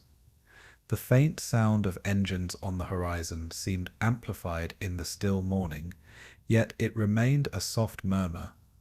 Every ripple in the lagoon, every breeze across the sand, was absorbed with attentive patience. Pilots steadied themselves, hearts measured against the quiet drumbeat of imminent engagement. Even small gestures, a tightened strap, a last glance at the horizon, a whispered encouragement, carried resonance beyond their size. The island itself seemed to respond, as if the palms, sand, and lagoons were aware of the tension threading through the air. Sunlight warmed engines, decks, and wings alike, suffusing every surface with calm clarity. Every motion, however small, was deliberate, connecting human intention to the rhythm of the day. And in that blend of preparation and observation, the pulse of destiny moved softly, threading through each life, wave, and plane. The first light had fully arrived, illuminating what was to come. As the Japanese bombers neared, the defenders rose in unison, their movements precise, yet calm. Wings sliced the air, engines harmonizing with the gentle rustle of wind over lagoons. Pilots traced careful paths, adjusting altitude and formation, balancing instinct and training. The Pacific reflected light and shadow, revealing motion and intention without noise. From the decks below, sailors followed the unfolding patterns with quiet focus, hearts steady and minds aware. The ocean itself seemed to bend time slightly, stretching moments into deliberate rhythm. Even the clouds above shifted with subtle grace, following no orders yet marking the flow of the day. Every breath, every heartbeat, every glance contributed to a larger awareness threading through the island and sky. And in that harmony of preparation and approach, the quiet pulse of fate became unmistakable, carrying all forward into history. The morning held its breath, waiting to unfold fully. By mid-morning, the first engagement shimmered across the Pacific, subtle yet inexorable. Bombers and defenders traced arcs across the sky, creating patterns that rippled softly through the air and water. The sun reflected off metal, waves, and wings, blending everything into a luminous tapestry of calm intensity. Even in action, there was stillness, a measured rhythm underlying every ascent and maneuver. Pilots remembered home in small moments tucked into the focus of their work, grounding them against fear or distraction. The ocean beneath remained patient, waves rolling in deliberate strokes that mirrored the quiet determination above. Albatrosses took flight again, weaving between shadow and light, as if studying the unfolding scene. Every movement was part of a larger story, threaded with intent and consequence. And as the day advanced, the pulse of fate beat softly, guiding history along its gentle, inevitable course. The morning air above Midway shimmered with heat and movement, carrying faint traces of smoke that drifted lazily over the coral lagoons. The Japanese strike had arrived with precise intent, leaving small swathes of the island affected, though not as completely as its planners had hoped. Sailors moved with quiet determination, adjusting what could be repaired, balancing calm with urgency in every gesture. The scent of smoke mingled with salt and warm sand, layering the familiar sweetness of the atoll with the subtle tang of disruption. Pilots and crew sensed the rhythm of the unfolding day, understanding that every action carried weight far beyond the island itself. The ocean reflected the sky in pale ripples, softening even the evidence of disturbance with gentle waves. From afar, both attackers and defenders believed themselves unseen, their confidence delicate and temporary. The albatrosses circled above, wings wide, tracing arcs over water and sand, as though marking the passage of unseen history. Even amidst upheaval, the Pacific maintained a quiet constancy, carrying all beneath its patient surface, and in that constancy, the moment of truth began to thread softly between sky and lagoon. Smoke rose in slow columns, curling toward the light of the rising sun, revealing patterns of disturbance that the island could not hide. Sailors worked quietly to assess damage, their motions deliberate and steady despite the subtle chaos. The coral shimmered beneath the drifting haze, glowing with resilience that mirrored the determination of those on land. Planes readied for counteraction, engines humming like gentle heartbeats against the soft backdrop of the ocean. Even small details, the flutter of a flag, the whisper of wind across sand, the subtle stir of palm leaves, seemed amplified in the heightened awareness of all present. Both fleets watched from distance, believing themselves shrouded, yet each aware of an intangible presence in the other. The Pacific mirrored every shadow and reflection, holding evidence without judgment or haste. Time stretched, suspended between action and anticipation, measured by breaths and gentle waves. The island absorbed the smoke and light, a witness to the subtle shift in balance, and as the sun climbed higher, the rhythm of conflict unfolded quietly, yet unmistakably. The Japanese formations adjusted mid-flight, their movements deliberate but slowed by minor delays that would prove significant. Pilots traced lines across the sky, focusing on technique and coordination, unaware that every motion was observed in distant eyes. The ocean reflected clouds and contrails, softening them into ephemeral patterns that belied the weight of consequence. Sailors on Midway worked with quiet resilience, repairing and reorganizing in measured steps. The hum of engines blended with distant calls of seabirds, each note part of the hypnotic rhythm of the morning. Smoke curled over coral reefs, softening their colors and marking the passage of fire with gentle floating fingers. Even as damage occurred, the island seemed to breathe, resilient and patient, absorbing each change without haste. Both sides believed in the illusion of advantage, their confidence fragile yet commanding, and beneath the warmth of the sun, the first subtle victories and losses were woven into the fabric of the day. The morning sky held all these moments, steady and observant. The coral lagoons reflected both light and shadow, a gentle mirror for the unfolding struggle above. Sailors moved along airstrips and beaches, assessing and acting, each step deliberate, each motion part of a measured dance. The scent of warm water and salt mingled with faint smoke, creating a complex perfume that marked both danger and continuity. Pilots adjusted flight paths, aligning with quiet focus, engines humming in synchrony with the rhythm of preparation.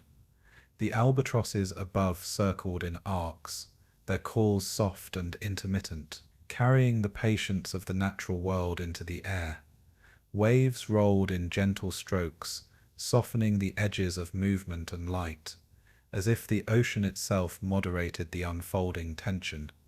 Even distant fleets seemed suspended in awareness, believing themselves unobserved while every minor detail was noted and remembered. Time stretched, moments layered upon each other in slow, deliberate progression. And in this delicate layering, both caution and audacity mingled in ways that would define the day. The morning sky carried everything forward with subtle insistence. As the sun climbed higher, light played upon the smoke, shifting its colors between soft gray and muted gold.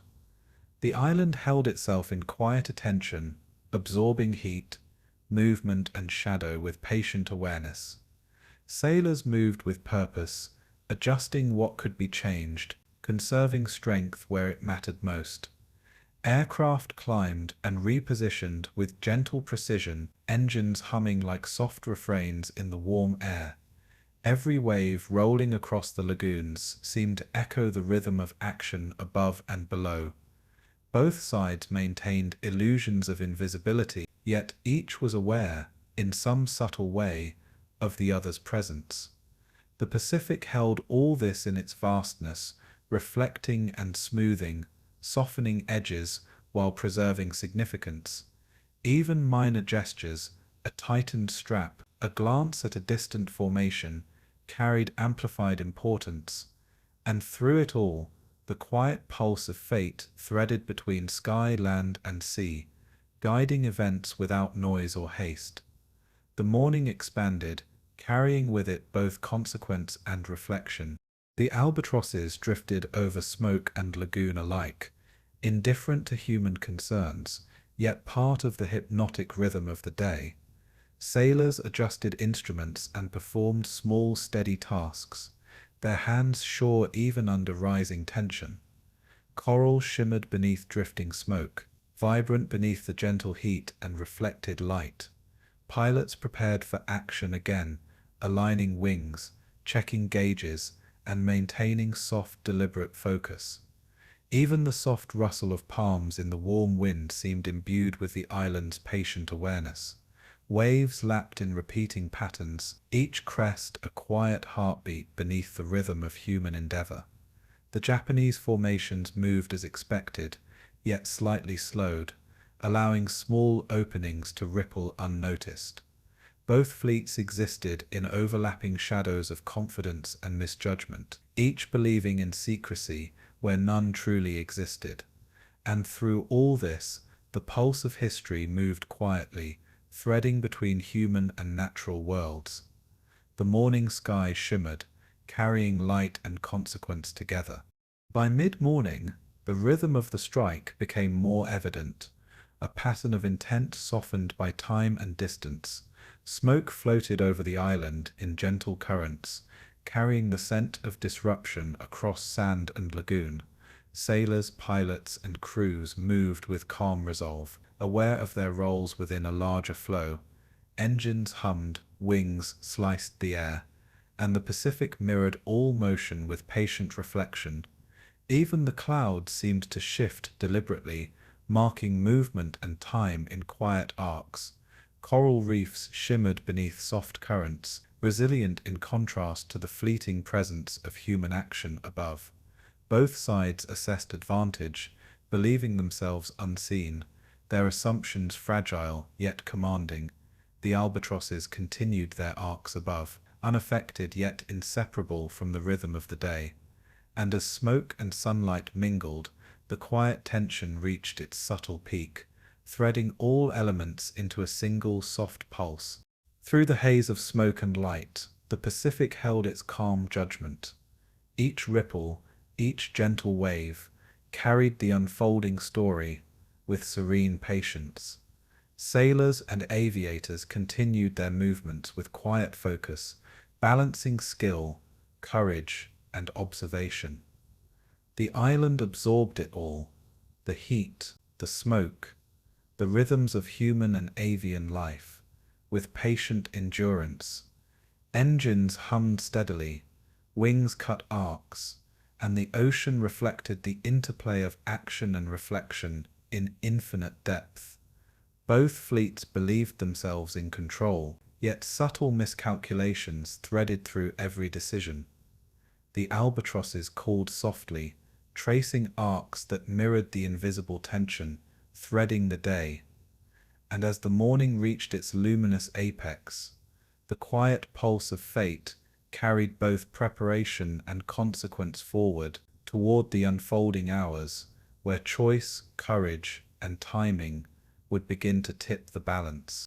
The carrier's decks vibrated gently beneath the careful preparation of crews as American planes lifted into the morning sky. Engines hummed with controlled intensity, a soft chorus against the vast expanse of Pacific blue. Pilots gripped controls with deliberate focus, tracing familiar lines in the air, while carrying the weight of uncertainty in their chests. Torpedo squadrons rose first, wings slicing through salt-laden breezes, their movements measured yet infused with tension. Dive bombers followed, ascending in arcs that mirrored the gentle curves of distant waves. Clouds drifted lazily above, unaware of the unfolding human choreography beneath them. The ocean reflected sunlight in fractured patterns, glimmering beneath wings and engines alike. Sailors on deck moved quietly, eyes lifted toward the sky, hearts steady, absorbing the rhythm of ascent. Even the wind seemed to carry anticipation, brushing across metal and skin with soft insistence. And beneath it all, the pulse of fate threaded through every wing beat, invisible yet undeniable. Above the water, torpedo planes traced long, slow lines toward the unseen fleet, their progress deliberate and hypnotic. The pilots' breaths matched the rhythm of the engines in and out, a quiet meditation of motion and intent. Waves rolled beneath, soft and persistent, reflecting clouds and aircraft alike in fractured light.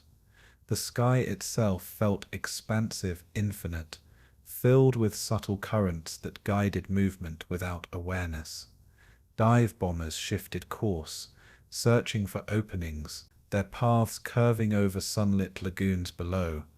Every plane carried the weight of hope and calculation, blending courage with patience.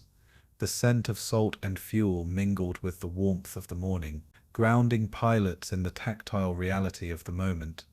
Even distant sounds, the faint whine of engines, the brush of wind, resonated with hypnotic clarity. Sailors on the carriers watched quietly, their hearts steady but attuned to the subtle rise and fall of tension. And through it all, the Pacific maintained its calm embrace, cradling history in slow, deliberate motion. The ocean stretched vast and uninterrupted, a silent partner to the unfolding flight. Pilots navigated by instinct and calculation, tracing invisible lines across the sky as waves mirrored their movements below. Each torpedo squadron seemed suspended, a delicate rhythm of ascent, arc, and descent. Dive bombers climbed higher, searching for targets that seemed both near and unreachable, their wings reflecting sunlight like glimmering petals. The wind shifted softly, brushing against engines and instruments, a subtle companion to human intent. Sailors adjusted straps and checked dials with quiet precision, the weight of anticipation balanced with calm observation. Albatrosses drifted above the distant horizon, indifferent yet somehow threaded into the rhythm of the day. Every breath, every heartbeat contributed to the rising tension, threaded softly through the air. And beneath this rising crescendo, the sky held the moment with infinite patience. The Pacific seemed to slow time itself, making each decision luminous and deliberate. Torpedo squadrons dipped toward the horizon, with gentle insistence, their paths deliberate, measured, yet threading through peril unseen. Engines hummed in harmonic cadence, wings slicing sunlight into shifting patterns over the deep blue below. Dive bombers followed in arcs, their movement weaving patterns that seemed almost choreographed against the vast canvas of sky and sea. Sailors on the carriers felt the vibration of engines in their chests, a steady pulse mirrored by distant waves. Clouds shifted slowly, stretching long shadows across the ocean, echoing the arcs of aircraft above. Each pilot carried the weight of memory, letters home, and the quiet courage that threads through human intent. The scent of salt and fuel mingled in the warm air, creating a sensory map of both purpose and motion. Even the subtle rustle of water beneath distant hulls felt amplified in the collective awareness. And as planes threaded between clouds and horizon, the tension reached a hypnotic peak, a quiet crescendo carried on wind and wing. The morning sky held them all in fragile suspension, preparing for the first ripple of consequence. Waves reflected the rising sun like scattered mirrors, each one catching fragments of metal and movement as planes continued their flight. The torpedo squadrons traced delicate lines over the Pacific, arcs softened by distance and anticipation. Dive bombers adjusted paths with gentle corrections, their shadows stretching across water that seemed infinite. Sailors on deck held breath in quiet synchrony, attuned to the rhythm of ascent, engine, and wind. Engines hummed in soft harmonies, carrying energy and intent through open air, mingling with the scent of salt and faint oil. Even albatrosses above seemed to adjust their arcs, tracing paths that echoed human movement without interruption. Each gesture, each correction, was a meditation in control and surrender, balanced delicately against circumstance. Time felt elastic, stretching across sky and ocean in long, measured pulses, and through it all, the pulse of fate threaded invisibly, guiding wings and waves alike. The sky above Midway trembled with potential, calm yet insistent, carrying every motion forward. Dive bombers rose higher, seeking vantage and precision, their engines humming in patient rhythm with wind and wave. Torpedo squadrons wove arcs that traced invisible lines across sunlight and shadow, each motion deliberate. Sailors on deck adjusted instruments quietly, following patterns they could feel more than see, hearts steady in hypnotic focus. The Pacific beneath shimmered with refracted light, reflecting clouds, plains, and shadows into a gentle mosaic of color and movement. Even the distant horizon seemed to pulse, stretching and bending in quiet acknowledgement of unfolding events. Birds drifted through arcs overhead, wings extended, indifferent yet threaded into the same rhythm as humans below. Every breath, every adjustment carried the weight of timing and consequence, threaded softly through air and water. Engines, wind, and heartbeat composed the only sound, a subtle symphony of calm tension. And as each squadron moved in careful alignment, the sky became a delicate balance of motion and intention. The morning held this rhythm in infinite patience, guiding the story quietly toward its turning point. The arcs of planes cut patterns across Pacific blue, shadows mingling with sunlight in shifting mosaics. Torpedo squadrons continued their descent with quiet precision, wings reflecting light like petals on water. Dive bombers traced higher paths, searching for openings in patterns of motion, invisible from below. Sailors felt vibrations through decks, subtle yet grounding, matching heartbeats to engines and wind. The scent of salt and warm oil lingered, mingling with faint dust from airstrips, grounding both body and mind in the present. Waves rolled beneath planes and carriers alike, mirroring arcs and curves with infinite patience. Clouds drifted slowly, stretching and folding like soft ribbons across sky and horizon. And in this suspended motion, tension remained at its peak, quiet and deliberate, threading all participants into a single hypnotic pulse. The morning had transformed into a dance of wings, wind, and intent, moving history forward softly. Above the Pacific, planes moved in arcs that seemed eternal, engines humming with steady insistence. Torpedo squadrons traced paths of purpose, dive bombers searching higher for the unseen lines of action.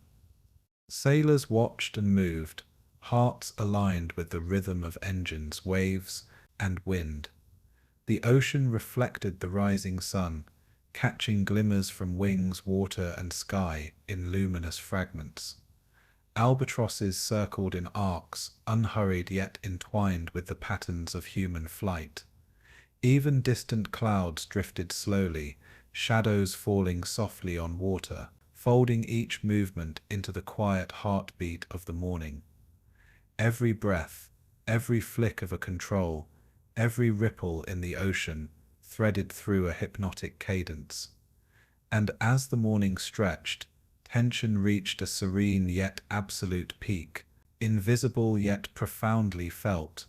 Wings from the sea carried courage, intention, and the pulse of history across endless Pacific expanse. After the rush of engines and the arcs of wings, a quiet settled over the Pacific.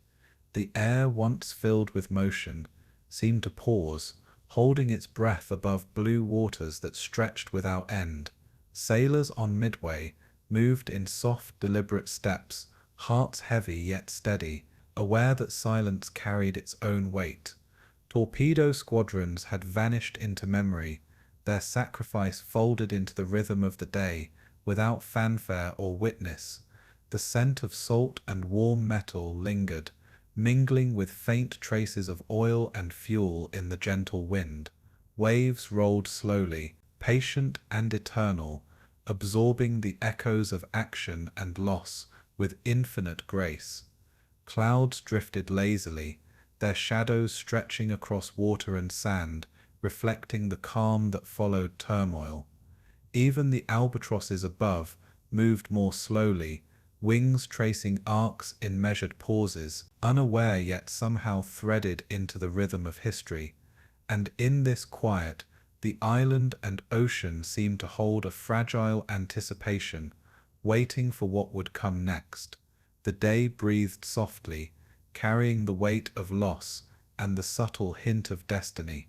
Across the horizon, the Japanese fleet moved with careful composure, unaware of the shift that had passed silently beneath them. Bombs rested on decks, fuel waited in barrels, and planes lined catapults in deliberate stillness. The scent of salt mingled with faint heat from sun-warmed metal, grounding sailors in the calm of preparation. Every movement was careful, deliberate, as if time itself had slowed to accommodate observation. Waves reflected sunlight across hulls and decks, softening sharp edges and muting color with a gentle shimmer. The air carried the subtle murmur of wind, occasionally broken by distant calls of birds or faint crests of water. Even amidst preparation, there was a sense of suspense, a gentle tension threading through every careful step. Sailors adjusted harnesses and instruments quietly, aware of their roles, yet unaware of the turning currents around them. And in that pause, fate lingered, invisible and patient, waiting for a single motion to release the day's hidden potential. The Pacific held its breath, reflecting both calm and quiet possibility. On Midway, pilots and crews rested briefly, the rhythm of engines and movement replaced by the gentle hum of observation. Letters tucked in pockets, photographs in jackets, and personal trinkets carried the weight of home into this soft silence. The lagoon shimmered beneath a warm sun, reflecting clouds and distant shadows in fractured patterns. Waves lapped softly against sand and coral, carrying faint scents of salt and warmth, absorbing the echoes of what had passed. The island seemed to exhale, releasing tension into wind and tide with infinite patience. Even the birds above, gliding lazily, seemed to sense the fragile suspension of time. Sailors whispered quietly to each other, voices low, almost musical against the soft rhythm of the morning. Every movement felt deliberate, measured, as though each breath threaded into the story of the day. And beneath it all, the pulse of destiny flowed gently, unseen yet profound. The moment between actions held weight equal to the wings that had flown. Smoke and faint haze drifted lazily over the atoll, softening the sharp lines of airstrips and coral with gentle diffusion. Sailors repaired, adjusted, and observed every gesture, quiet, careful, patient. The scent of warm sand mixed with the faint tang of machinery, blending human and natural rhythm into a single subtle cadence. Waves carried the reflections of aircraft that had passed, shimmering with memory, yet undisturbed by sound. Clouds moved with deliberate ease, stretching shadows across decks and lagoon, marking time in slow, measured strokes. Even the palm leaves seemed to sway with a softer rhythm, brushing against air filled with anticipation rather than noise. The Pacific remained infinite, reflecting and absorbing without haste, holding the island and its people in gentle suspension. Every heartbeat and breath threaded through this calm, quiet tapestry of loss and preparation, and in that rhythm the world seemed to fold inward, concentrating stillness before motion returned. The air vibrated softly with the subtle tension of destiny waiting to release. Torpedo squadrons, though absent, were remembered in the soft spaces between wind and wave. Pilots and sailors carried their courage as invisible weight, threaded into conversation, glance and gesture. The lagoon reflected sun and cloud, metal and water, in a mosaic that blurred edges and softened light. Engines cooled gradually, their hum fading into the rhythm of Pacific tides and wind. Sailors adjusted instruments and ropes with deliberate care, their movements precise and unhurried. Even distant calls of birds felt threaded with the presence of those who had flown, and were now part of memory. The day seemed to stretch in gentle, unbroken continuity, allowing reflection to settle quietly. Waves brushed at coral and sand, absorbing shadow and light alike with patient resilience. And beneath the calm an invisible hand shifted subtly, hinting at the unfolding balance between preparation and consequence. The Pacific held this moment delicately, a breath suspended before the next motion. Above the Japanese carriers, quiet prevailed, yet a sense of pressure hummed beneath sun-warmed decks. Planes rested in arcs, barrels of fuel glimmered softly in sunlight, and bombs waited for their appointed release. Sailors moved deliberately, aware of weight and motion, yet unaware of the invisible rhythm shifting across the waves. Clouds drifted slowly, casting elongated shadows across hulls and water, a gentle counterpoint to human intent.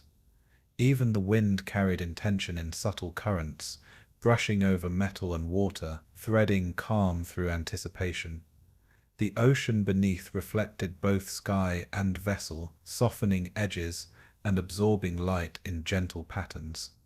Every sound, footsteps, wind creaking metal, felt amplified in the quiet, each echo measured and deliberate. And in this lull, the day balanced perfectly between action past and motion forthcoming, a breath of suspended time. The moment held both grief and potential in equal measure. The Pacific seemed to wait with infinite patience for the next pulse. On Midway, observation continued with gentle precision, the silence almost complete, yet filled with attentive awareness. Sailors and pilots moved in measured gestures, checking instruments, noting positions, feeling the rhythm of wind and wave. The lagoon mirrored clouds and sun, softening everything it touched into a luminous calm. Even distant planes appeared as shimmering forms in the heat, unreal and hypnotic in their grace.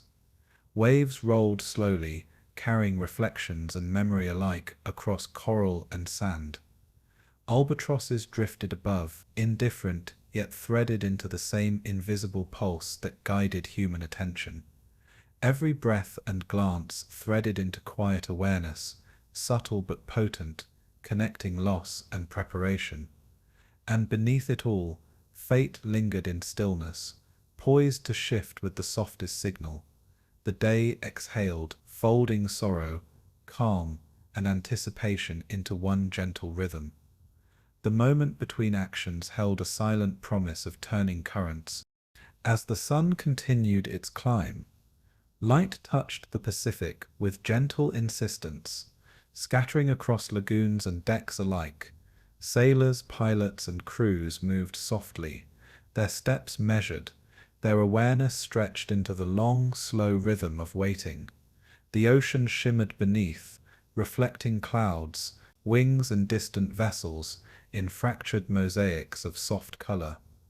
Every movement seemed magnified, each gesture deliberate in the quiet continuity of the day. The air carried salt, warmth and faint traces of oil and fuel, grounding human presence in tangible sensation.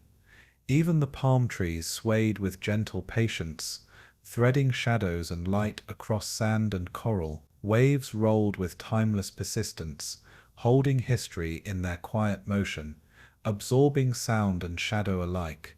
And in this extended pause, the Pacific and Midway breathed together, holding loss and potential in suspended harmony. The moment between had passed its height yet lingered, a quiet threshold before consequence. The morning air shifted subtly, carrying a weight that had been building quietly over hours. Above the Pacific, American dive bombers glided in soft arcs, wings tracing invisible lines toward distant decks that held the promise of decisive motion. The sun reflected off the water in glimmering fragments, scattering light across engines, wings and waves with hypnotic rhythm. Sailors on Midway exhaled quietly, sensing the alignment of chance and preparation, without fully knowing the magnitude of what was approaching. The horizon seemed to stretch, elongated by anticipation, while the distant carriers appeared both monumental and fragile. Engines hummed steadily, blending with wind and wave into a soundless music of tension. Clouds drifted lazily, yet the light they filtered seemed sharper, more deliberate, illuminating every glint of metal and water. Each pilot carried calm focus, breathing in rhythm, with the subtle pulse threading through sky and sea. Even the birds above moved with gentle arcs, tracing lines that echoed the trajectory of human motion. And in the quiet of this suspended morning, the air itself seemed to hold its breath, waiting. As the dive bombers descended, their paths traced arcs that threaded seamlessly with sunlight and shadow across the Pacific expanse. Sailors on deck adjusted instruments, their movements slow, deliberate, and perfectly timed with the rhythm of air and wave. The distant Japanese carriers glimmered, their decks orderly yet weighted with potential, silent under the rising sun. Engines hummed steadily, each plane in its own orbit, tracing arcs that were both gentle and purposeful. The ocean below reflected sun, cloud, and wing alike, fracturing shapes into soft patterns that rippled with the movement of water. Pilots focused on approach and timing, hearts steady, hands firm, every motion measured against anticipation and training. Clouds shifted imperceptibly, scattering light and shadow across decks, waves and hulls, marking the rhythm of the turning day. Even the albatrosses above, circling lazily, seemed threaded into this suspended cadence, wings cutting gentle arcs through wind and light. And in this delicate alignment, the first whisper of change threaded invisibly through the Pacific, subtle yet unstoppable. The morning moved forward with quiet insistence, carrying the weight of history in measured motion. The dive bombers angled downward, slicing through the gentle currents of air with controlled precision. Engines vibrated softly beneath wings, a subtle rhythm beneath the suspended weight of expectation. Sailors on carriers, both American and Japanese, moved in muted motion, unaware of the perfect alignment that was approaching. The Pacific mirrored the sky, scattering glints of light across waves and hulls in hypnotic patterns. Even the clouds, drifting in arcs, seemed to bend attention toward the distant lines of aircraft descending. Each pilot carried focus that threaded together instinct, training, and the quiet calculation of timing. Waves brushed against coral and hull, gentle and persistent, absorbing motion and light in even, patient rhythm. The air carried the faint scent of salt and fuel, mingling with warmth and anticipation into a sensory map of calm intensity.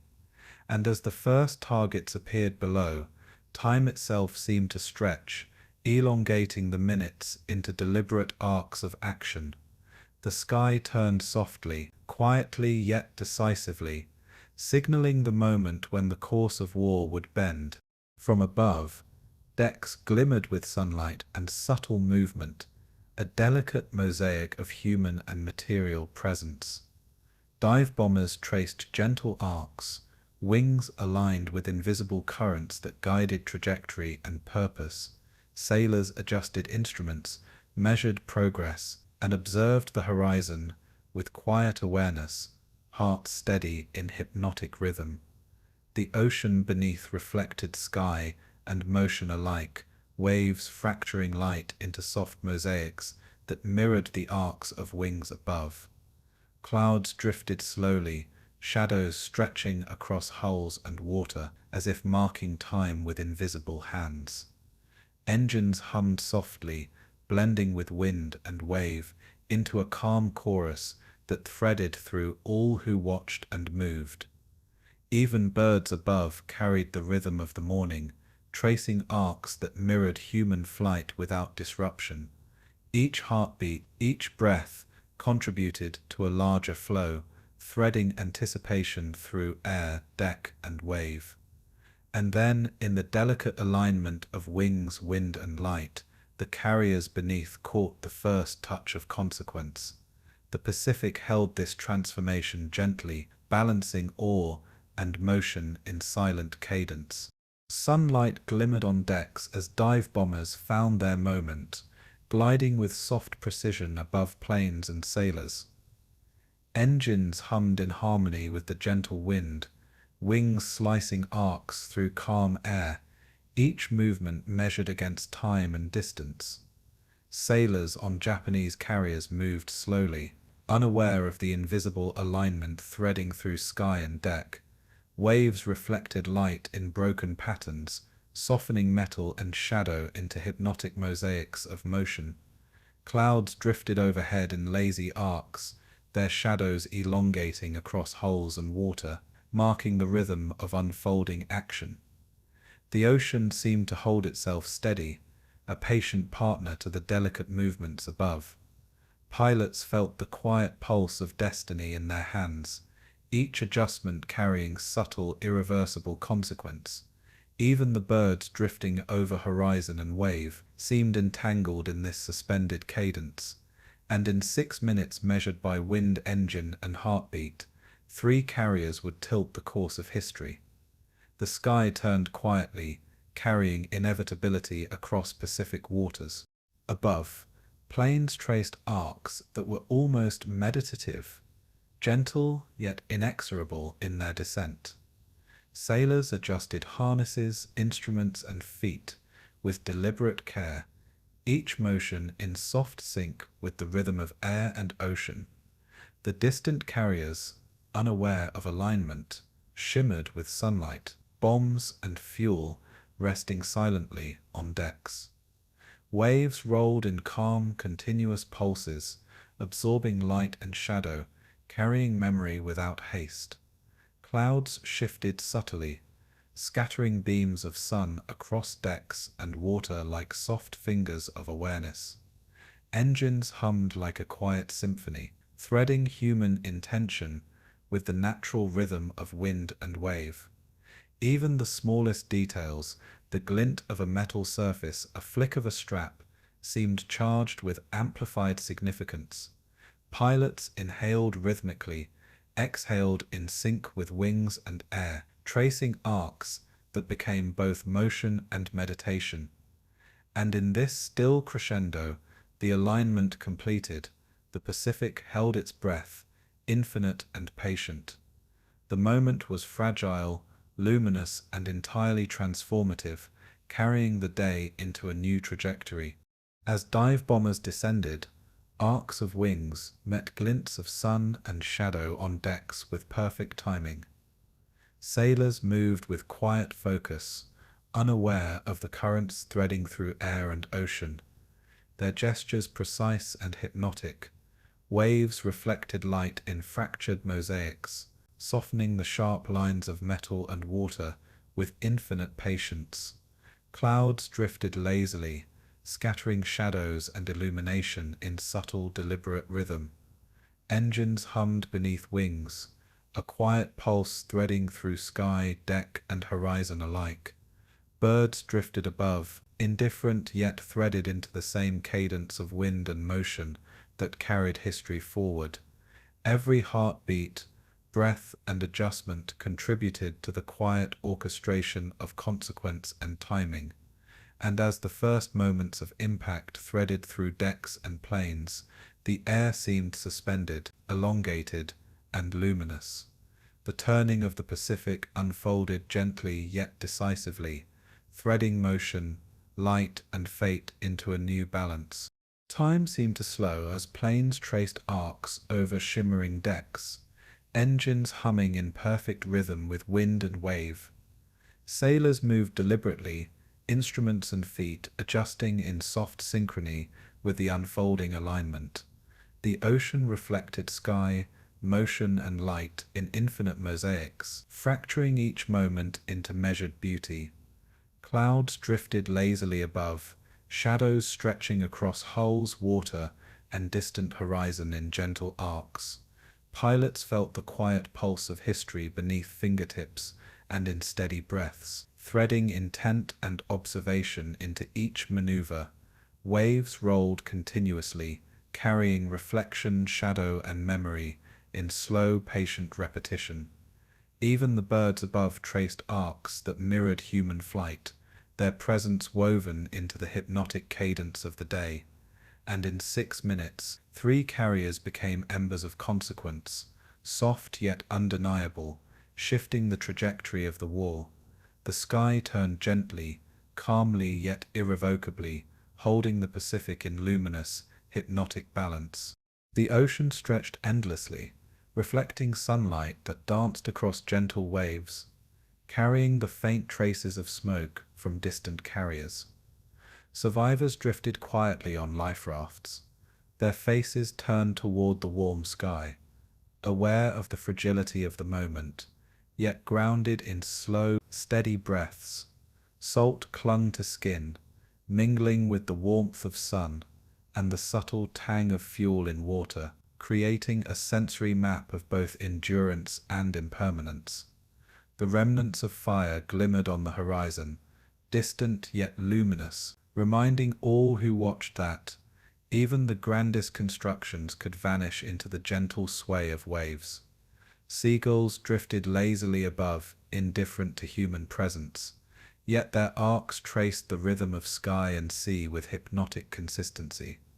Ships moved at a measured distance, engines humming softly, as if hesitant to disturb the quiet reflection that hung over the water. Each breath carried both relief and remembrance, threading memory through gentle waves and warm air. Even the coral beneath the surface shimmered in fractured light, holding its own quiet, timeless presence. And in this soft aftermath, the Pacific absorbed all echoes, carrying loss and persistence with serene impartiality. The horizon seemed to fold, holding the past and present in gentle suspension. Smoke and heat from distant fires rose slowly, curling into the sky as if hesitant to disturb the calm of morning. Survivors shifted in their rafts, adjusting oars and lines with careful attention, each movement deliberate and meditative. The ocean reflected the light, scattering it in soft patterns that seemed to fold history into gentle mosaics. Sailors' eyes traced the distant horizon, noting glimmers of ash and ember as faint markers of what had passed. Even the wind carried a slow cadence, brushing salt, warmth, and memory across faces and clothing in soft insistence. Waves lapped rhythmically against rafts, their patient motion absorbing fragments of sound, shadow, and thought. Birds traced arcs above, their presence a quiet counterpoint to human observation, threading sky with calm. Each heartbeat carried the weight of endurance, threading the body into the larger pulse of the Pacific. And as smoke drifted farther into the blue, the quiet reflection of impermanence settled over the water, gentle yet unshakable, Time seemed to dilate, stretching moments into long, deliberate arcs of memory and thought. The remnants of carriers glimmered softly on the horizon, blackened lines broken by heat and reflection, absorbed gradually by the warm embrace of sun and ocean. Survivors' eyes traced each curve and shimmer, aware that the Pacific held them and everything else in slow, unbroken patience. Salt water cooled sun-warmed skin, the tactile sensation grounding awareness in a rhythm of gentle persistence. The air carried the faint hum of distant engines and the whisper of wind, each note threading through awareness without urgency. Waves rolled beneath life rafts with infinite consistency, their slow, hypnotic motion a lull for thought and reflection. Clouds drifted across the sky in arcs that softened light and shadow, scattering glimmers across water like quiet punctuation. Each breath seemed amplified, carrying the faint tang of survival, alongside memory and quiet awe. Even distant gulls and albatrosses traced arcs that seemed stitched into the tempo of the Pacific, indifferent yet inseparable from the rhythm of human endurance. And in this soft interlude the horizon became a meditation on impermanence, a reflection on how quickly empires can sink. The day exhaled slowly, carrying weight and light together in gentle balance. Salt and sun mixed over the water, tracing arcs of warmth across faces, hands, and drifting clothing. Survivors adjusted lines and life jackets with quiet care, movement steady and deliberate, aligned with the slow pulse of the sea. Distant smoke and heat reflected sunlight in shifting patterns, creating mosaics that blurred edges and softened reality. The ocean rolled beneath rafts in unhurried rhythm, absorbing light and sound with patient impartiality. Clouds stretched overhead, elongating shadows over water, folding time and memory together in subtle arcs. Birds drifted along these arcs, wings tracing slow curves that mirrored human observation without interference. Each moment carried both fragility and endurance, threaded quietly through breath, wave, and sun. Engines hummed faintly far off, a reminder of distant motion against the lull of immediate stillness. And in the gentle merging of reflection and presence, the Pacific seemed to fold all impermanence into a single continuous rhythm. The horizon held both loss and calm, guiding the story forward. Distant flares of smoke rose from smoldering carriers, each curl absorbed by sky and sun, softened by heat and gentle breeze. Survivors rested briefly, their gazes tracing lines of light and water, immersed in the hypnotic tempo of drift. Salt clung to skin and clothing, warmed by sun, mingling with faint traces of fuel and soot, grounding body and mind. The ocean mirrored sky and horizon in shifting, fractured mosaics of color and reflection. Waves brushed gently against life rafts, carrying sound, light, and shadow in unbroken rhythm. Clouds drifted with measured slowness, elongating arcs of shade over hulls and water. Even birds above traced slow, deliberate patterns, weaving arcs of calm through space and attention. Each heartbeat threaded into the quiet pulse of the Pacific, unhurried yet profound. And in this suspension, the remnants of war became fragments of memory, softened by distance, sun, and tide. The horizon carried both impermanence and quiet endurance forward, unseen but absolute. The warmth of sun and the soft caress of wind seemed to embrace all who floated on the Pacific expanse. Survivors adjusted their positions with gentle, deliberate care, breathing in rhythm with waves and clouds. Reflections of smoke and sun shimmered on water in hypnotic mosaics, scattering fragments of memory and light. The ocean absorbed sound, shadow, and motion alike, holding each element in patient, infinite calm. Birds drifted across the horizon, arcs of wings threading the air in quiet continuity, Indifferent yet part of the shared rhythm, waves brushed rafts and coral alike, shaping each moment into continuity and reflection. Each breath carried awareness, endurance, and the faint echo of human intent, soft against the vastness of sea and sky. And beneath this gentle rhythm, the Pacific seemed to whisper that nothing is permanent, yet memory endures in quiet persistence.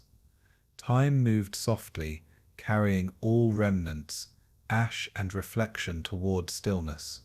The horizon held itself as a patient witness, absorbing everything in calm continuity. Distant clouds softened the bright sunlight, scattering warmth and shadow across waves and drifting rafts. Survivors traced arcs of water and horizon with steady eyes, feeling both fragility and persistence in measured pulses. The faint tang of salt, warmth, and soot mingled in the gentle air, threading sensory attention to calm presence. Waves rolled without pause, carrying reflection and memory with infinite patience. Even the faint hum of distant engines became part of a hypnotic rhythm, a quiet counterpoint to the stillness of immediate survival. Birds drifted lazily in arcs above, their flight slow, measured, unconcerned, yet threaded into the same invisible cadence that guided all movement. Each breath, each heartbeat, threaded the self into the vastness of the Pacific, carrying both loss and endurance. And in this soft continuum, the horizon became a meditation, a gentle reminder that even great empires fade, leaving only memory to ripple across time. The day folded over itself, carrying reflection, patience, and continuity forward. The horizon shimmered in gentle waves of heat and light, distant smoke rising in arcs that softened with distance. Survivors rested, breathing steadily, eyes tracing patterns of sun, cloud, and reflection in the endless Pacific. Salt and warmth mingled with faint traces of soot and fuel, grounding attention in body, place, and sensation. Waves rolled in infinite rhythm, each crest a quiet heartbeat against the soft pulse of memory. Birds drifted lazily overhead, arcs of wings threading sky and water into the hypnotic cadence of calm. Each moment seemed stretched, elongated by reflection, breath, and gentle observation of impermanence. Even distant traces of fire shimmered softly on the horizon, fading gradually into the vastness of sun and water.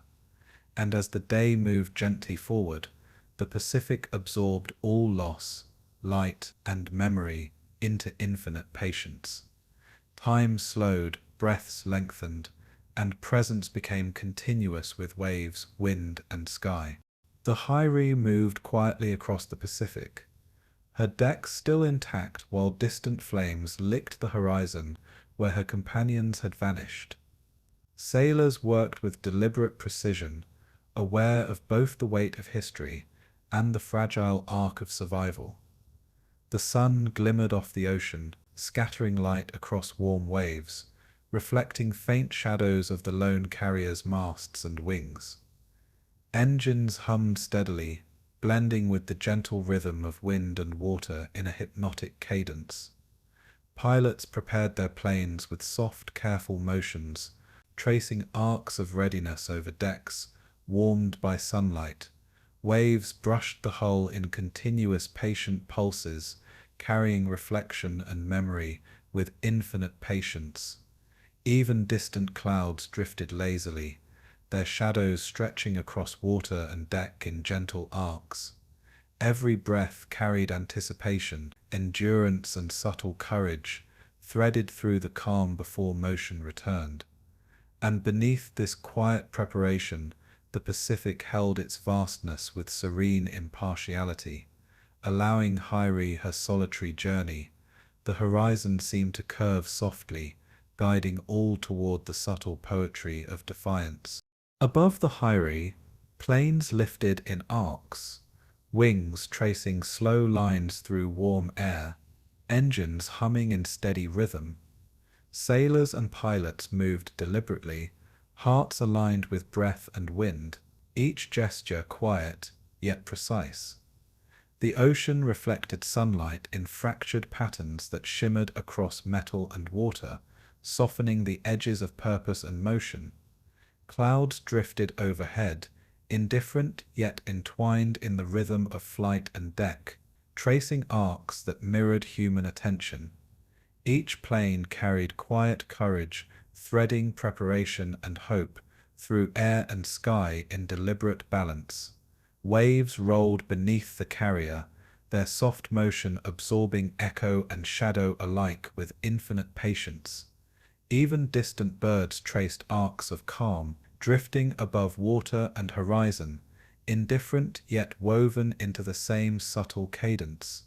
And as planes lifted from deck and traced arcs toward distant motion, the Pacific held them in its vast, luminous embrace. The quiet tension deepened, measured, hypnotic, a pulse beneath wind, engine, and breath. The horizon curved softly, carrying the story of endurance toward twilight. The HYPO launched her first planes, engines humming in unison, wings slicing warm air with gentle insistence. Sailors on deck moved with quiet care, adjusting lines and harnesses, every motion deliberate and in rhythm with rising arcs of flight. The ocean beneath reflected sun and cloud, waves tracing continuous, hypnotic mosaics across hull and water. Clouds drifted slowly, their shadows elongating across deck and wave, threading quiet intervals between motion. Each pilot carried awareness, timing and resolve, breathing with subtle focus, in synchrony with wings and wind. The Pacific absorbed every sound, every vibration, threading memory and action into infinite calm. Birds drifted overhead, indifferent, yet linked by rhythm to the arcs traced by human motion. Even distant swells seemed synchronized with preparation, rolling and refracting light in steady continuous pulses. And in this rising arc of motion, the HYPO became both defiance and poetry, moving steadily into the twilight of the day. The horizon softened, carrying the quiet weight of endurance forward. Waves brushed the hull gently, carrying reflections of clouds, engines, and wings in fractured, luminous mosaics. Sailors adjusted equipment slowly, aware of each movement's resonance in the rhythm of deck, wind, and ocean. Planes lifted steadily, engines humming in soft, continuous arcs, wings cutting the warm air with quiet precision. Clouds drifted overhead, in measured, deliberate paths, elongating shadows that marked the tempo of the day. The sun glimmered off metal, water, and wing alike, scattering light in gentle, hypnotic patterns. Each breath threaded courage through muscle, thought, and intent, carrying preparation into motion with subtle insistence. The Pacific beneath absorbed history, reflection, and movement alike, holding everything in infinite patience. Birds traced arcs above, wings extended, effortless yet aligned with the same invisible cadence. And in this quiet rising tension, HYPO carried both hope and the poetry of defiance, moving steadily toward its solitary confrontation. The horizon curved gently, softening every edge of anticipation and motion. Engines hummed as planes rose and leveled, tracing arcs of purpose across warm, expansive sky. Sailors held steady, adjusting harnesses and lines in quiet synchronization with decks, air, and wave. The ocean reflected sunlight in luminous fragments, softening shadows and motion into hypnotic continuity. Clouds drifted slowly, elongating over horizon and hull, their soft arcs threading gentle intervals between rising planes. Each pilot moved with deliberate awareness, threading courage, focus, and timing through wings, wind, and sun. Waves brushed continuously against hull and coral, carrying both reflection and memory with infinite patience. Birds drifted lazily above, arcs soft and effortless, yet intertwined with the same rhythm that guided human action. Every breath threaded the present into the vast, calm presence of the Pacific, carrying subtle tension along gentle arcs, and in the slow, deliberate unfolding of motion, the Hyrule became both defiance and quiet poetry, tracing its solitary story through the warming day. The horizon carried subtle energy forward, guiding all toward the coming crescendo. The carrier moved steadily, engines vibrating beneath decks, waves brushing continuously in hypnotic rhythm. Planes traced soft arcs above, wings slicing sunlight into luminous fragments. Moving with gentle precision, sailors adjusted instruments and harnesses movements deliberate, hearts synchronized with the rhythm of engine, wave, and wind. Clouds drifted lazily overhead, scattering light and shadow across hull, deck, and water in soft, continuous mosaics. Each pilot carried quiet resolve, threading courage, focus, and motion through arcs of ascent and flight. The Pacific absorbed every vibration, reflection, and sound with infinite patience, holding human action in gentle suspension.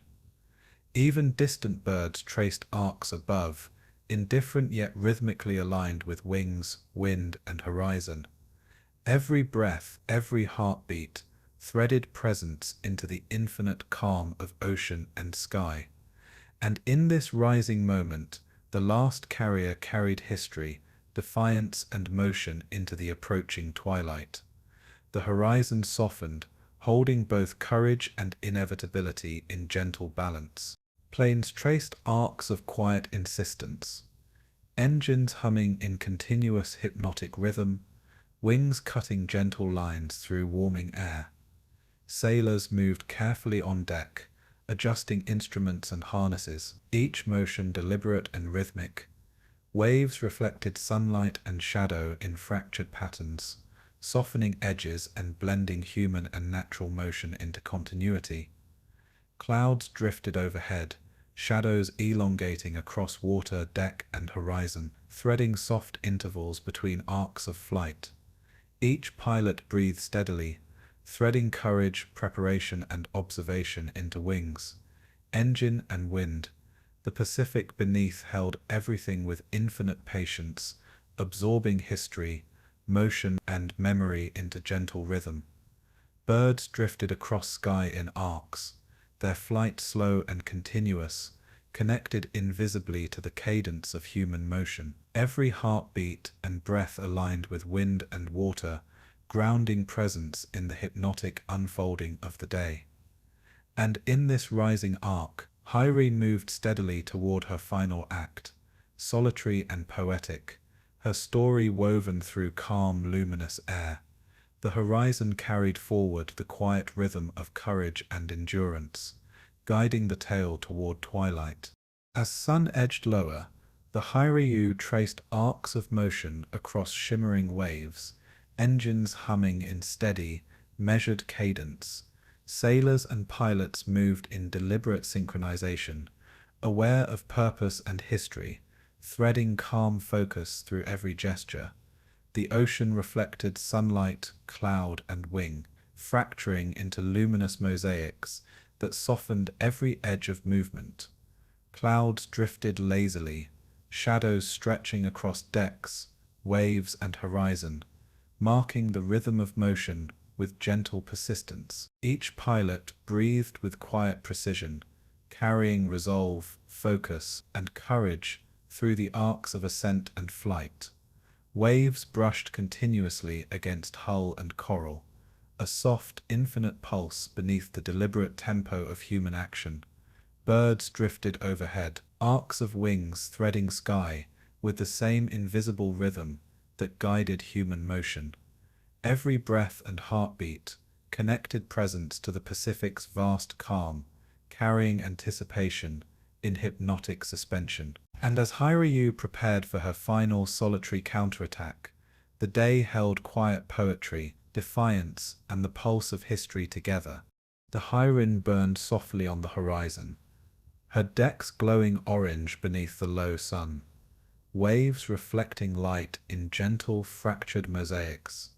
Sailors moved steadily, abandoning ship with careful, deliberate steps, each action threaded with quiet awareness of fragility. Smoke drifted lazily into the sky, curling and folding in arcs that stretched over calm waters, softening edges of hull, deck, and fire alike. Radios crackled faintly, carrying messages that hummed with subtle continuity across distance and sea. The ocean absorbed light, sound, and motion alike, rolling in infinite rhythm beneath drifting rafts. Waves lapped against hull, life jackets and coral alike, a slow, patient pulse beneath human thought. Even distant birds drifted lazily above, arcs of wings, indifferent yet aligned with the gentle cadence of wind and water. Each breath, each heartbeat, threaded survival and reflection into presence, carrying calm through the warm, glowing haze. And in this suspended quiet, the Pacific seemed to cradle both loss and endurance, soft and infinite.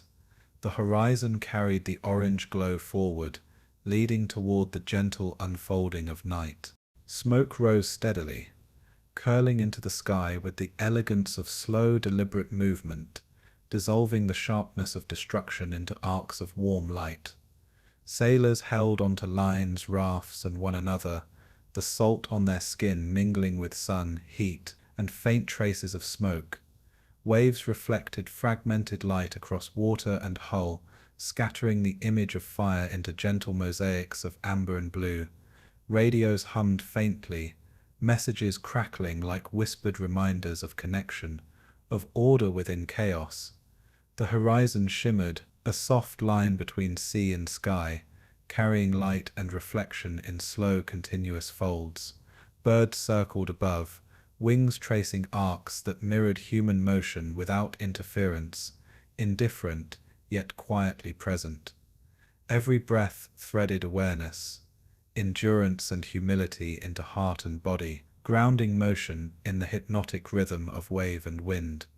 The Pacific absorbed the glowing orange haze with infinite patience, holding history, presence and memory in gentle suspension. And beneath the arc of smoke, life continued in quiet, deliberate cadence, small motions woven into a larger pattern of calm. Life rafts drifted slowly across water that shimmered in warm orange and soft blue, waves carrying reflection and memory in unbroken rhythm.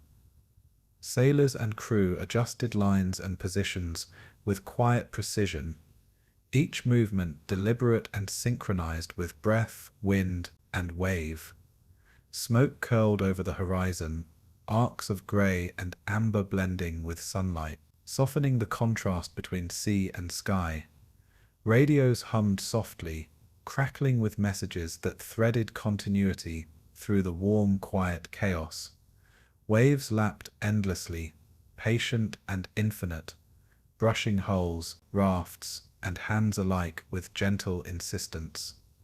Even the birds overhead traced arcs through sky, drifting lazily, part of the soft cadence that carried human action along. Each heartbeat seemed amplified, threading awareness and endurance through presence, memory, and motion alike. And as the Hyri glowed against the horizon, the Pacific held the event with gentle impartiality, absorbing loss without haste or judgment. Time itself seemed to stretch, elongating moments into long, calm arcs of reflection.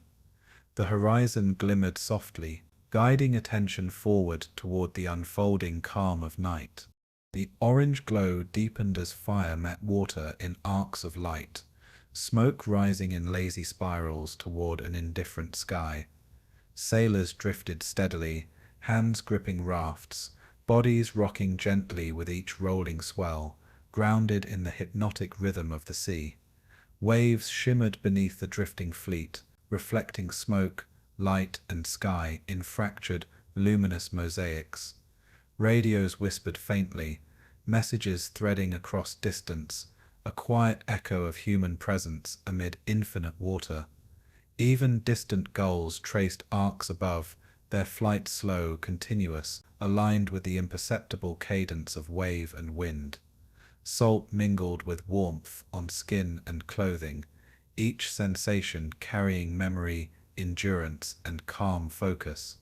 Every breath and heartbeat wove presence into the larger pulse of ocean and sky, quiet and measured, and beneath this suspended motion, the HYPO's burning decks became both image and meditation, a soft punctuation in the vastness of Pacific patience. Time elongated, softening edges of loss, presence, and reflection into calm continuity.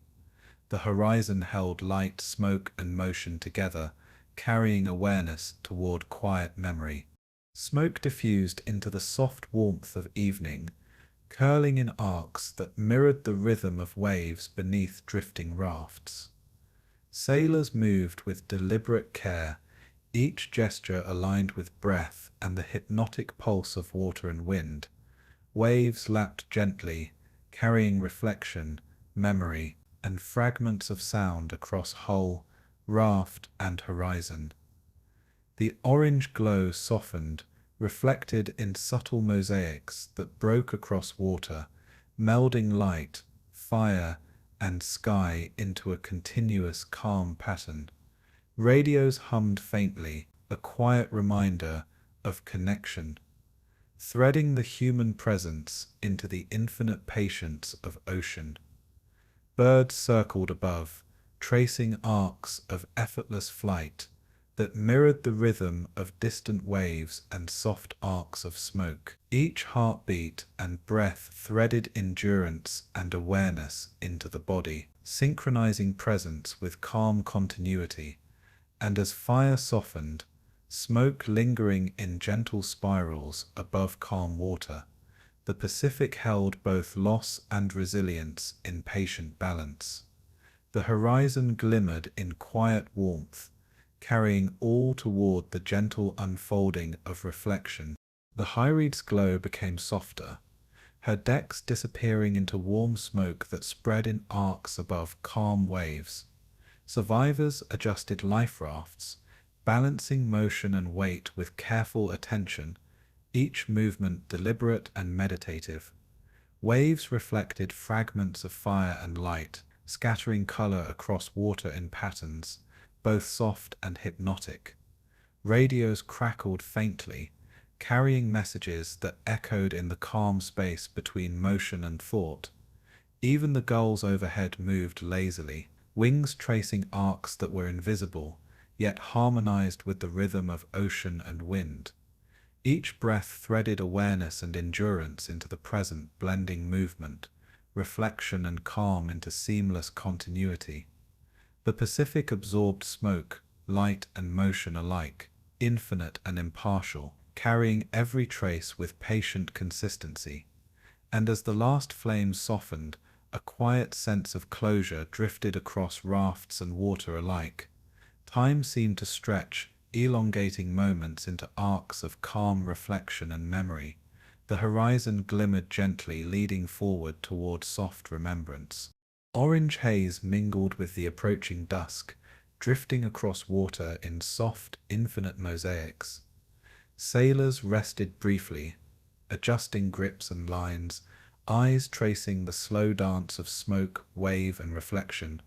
Waves rolled continuously, brushing rafts and skin with patient rhythm, absorbing light, sound, and thought alike. Radios whispered faint messages, delicate threads of continuity, across the vast glowing expanse. Birds traced arcs above, moving effortlessly, part of the hypnotic cadence that threaded ocean, sky, and human presence together. Salt, warmth, and faint smoke mingled on skin and clothing, carrying sensory memory into calm awareness. Each heartbeat and breath aligned with the gentle pulse of waves and wind, grounding endurance and presence in rhythm with the Pacific. And as the Hyries softened into memory, the ocean held both loss and perseverance in infinite patience. The horizon glimmered quietly, a soft reminder of fragility and the enduring flow of time.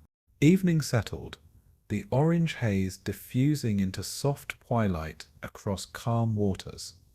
Survivors drifted on rafts, waves carrying gentle, unbroken rhythm beneath them. Salt, warmth, and memory mingling on skin and clothing. Smoke curled faintly, dissolving into sky, blending horizon, fire, and ocean into a single hypnotic mosaic. Radios hummed intermittently, faint, comforting, threading human presence through infinite calm. Birds traced arcs above, drifting lazily, indifferent yet entwined in the subtle cadence of wave, wind, and air. Each breath, each heartbeat, threaded endurance and reflection into the gentle pulse of the Pacific. Waves brushed continuously against rafts and hulls, carrying the calm rhythm of presence and time. And as the Hyries glow vanished into memory, the ocean absorbed loss, reflection, and resilience into infinite patience. Time stretched softly, elongating moments into long measured arcs of thought, motion, and remembrance. The ocean stretched quietly beneath the retreating sun, a soft reflection of orange and gold across gentle waves. The U.S. Navy moved among the remnants of the battle, counting losses and noting the survivors drifting quietly in life rafts. Each figure in the water seemed both fragile and enduring, held by the infinite patience of sea and sky. Sailors and officers alike traced arcs of thought over the day, recalling decisions, timing, and the faint edges of luck that had shaped outcomes. The gentle rhythm of waves, lapping against hulls, mirrored the cadence of reflection, each pulse a meditation on endurance. Radios hummed softly in the background, messages exchanged in calm, steady voices, threading presence and connection across the fleet. Even the distant gulls drifted lazily above, indifferent yet somehow synchronized with the rhythm of human observation. Each breath carried awareness, sorrow, and quiet gratitude, threading through the hypnotic calm of water and horizon. And in this gentle space, the victory felt like weight, a quiet, contemplative stillness rather than celebration. The horizon softened, leading thought gently toward the broader currents of memory and consequence. Officers and sailors moved with deliberate care, tallying reports and noting details with a quiet precision that mirrored the calm of ocean beneath them. The sun glimmered off water in fractured mosaics, scattering reflection across decks, rafts, and hulls in soft patterns of light. Waves brushed continuously against the fleet, carrying sound, movement, and thought in infinite patience. Each survivor carried stories of endurance, courage, and subtle luck, their presence threaded into the hypnotic rhythm of ocean and sky. Radios hummed intermittently, messages faint but continuous, holding connection across distance and time. Birds traced arcs above, their wings cutting slow, deliberate paths through warm air, indifferent, yet in quiet harmony with the human pulse below. Every breath carried reflection, threading presence, relief, and subtle sorrow into steady rhythm. And as sunlight softened into late afternoon, the weight of victory became palpable, a stillness threaded with humility and contemplation. Time seemed to expand, carrying every moment into long measured arcs of awareness. The horizon glimmered gently, guiding thought forward toward the subtler understanding of the battle's meaning. Survivors rested on rafts, faces turned toward warm sun, bodies rocked gently by patient waves. Officers recorded accounts with quiet attention, noting each detail with steady hands and soft voices. The ocean reflected sky, smoke, and distance in luminous fragments that scattered light across every surface. Radios whispered faint messages, each crackle threading connection, memory, and presence across the still waters. Waves carried the rhythm of endurance, their slow pulse harmonizing with breaths, heartbeats, and quiet reflection. Birds drifted lazily overhead, arcs of flight soft and continuous, tracing invisible connections across horizon and human attention. Each heartbeat carried gratitude, sorrow, and awareness, threading calm and stillness into every presence on deck and in raft alike. And as the sun edged toward horizon, the Navy understood both the scale of loss and the subtle miracle of survival. Time moved softly, elongating moments into arcs of contemplative reflection. The horizon glimmered gently, guiding thought toward the next currents of memory. Orange light softened across the water, glinting off hulls and life rafts in fractured, luminous patterns. Officers and sailors moved with deliberate, slow attention, balancing duty with reflection and awareness. The ocean lapped quietly against every surface, holding history, presence, and movement in patient, infinite rhythm. Radios hummed faintly, messages tracing arcs of continuity through distance and sound, threads of connection in the vast calm. Birds traced arcs above, drifting lazily, indifferent yet echoing the subtle cadence of human observation. Every breath and heartbeat threaded reflection into awareness, anchoring presence in the hypnotic rhythm of wave, wind, and sky. And in the quiet stretch between movement and thought, the weight of victory settled softly, heavy, reflective, and calm. Time seemed to expand, each second carrying awareness, humility, and quiet endurance across water and horizon. The horizon glimmered in gentle warmth, leading attention forward with soft insistence. Waves continued their steady rhythm, a calm counterpoint to human reflection and memory. The sea reflected twilight warmth, waves carrying fragments of light across hulls and rafts in delicate, continuous mosaics. Survivors adjusted their positions, hands tracing lines and ropes with careful, meditative attention.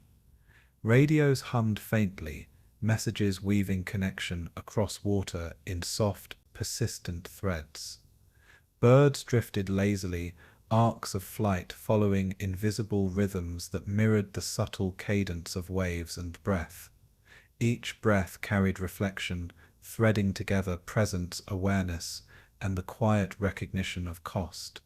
Waves brushed hulls and skin with gentle insistence, grounding awareness in rhythm and motion.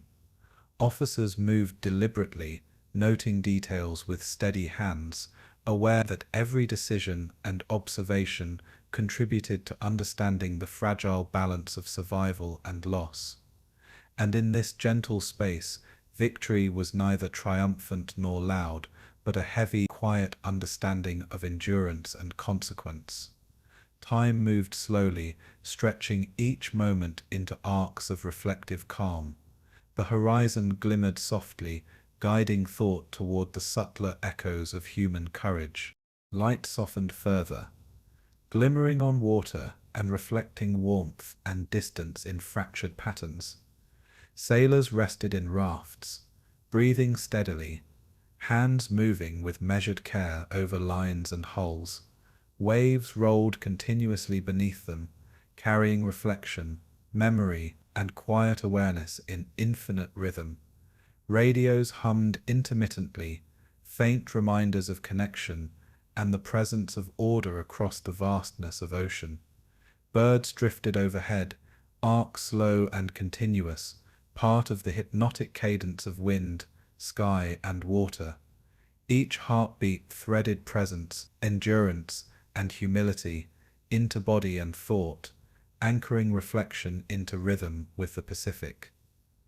And as sunlight waned, the weight of victory settled like a soft tide, neither jubilant nor empty, but steady, contemplative, and enduring.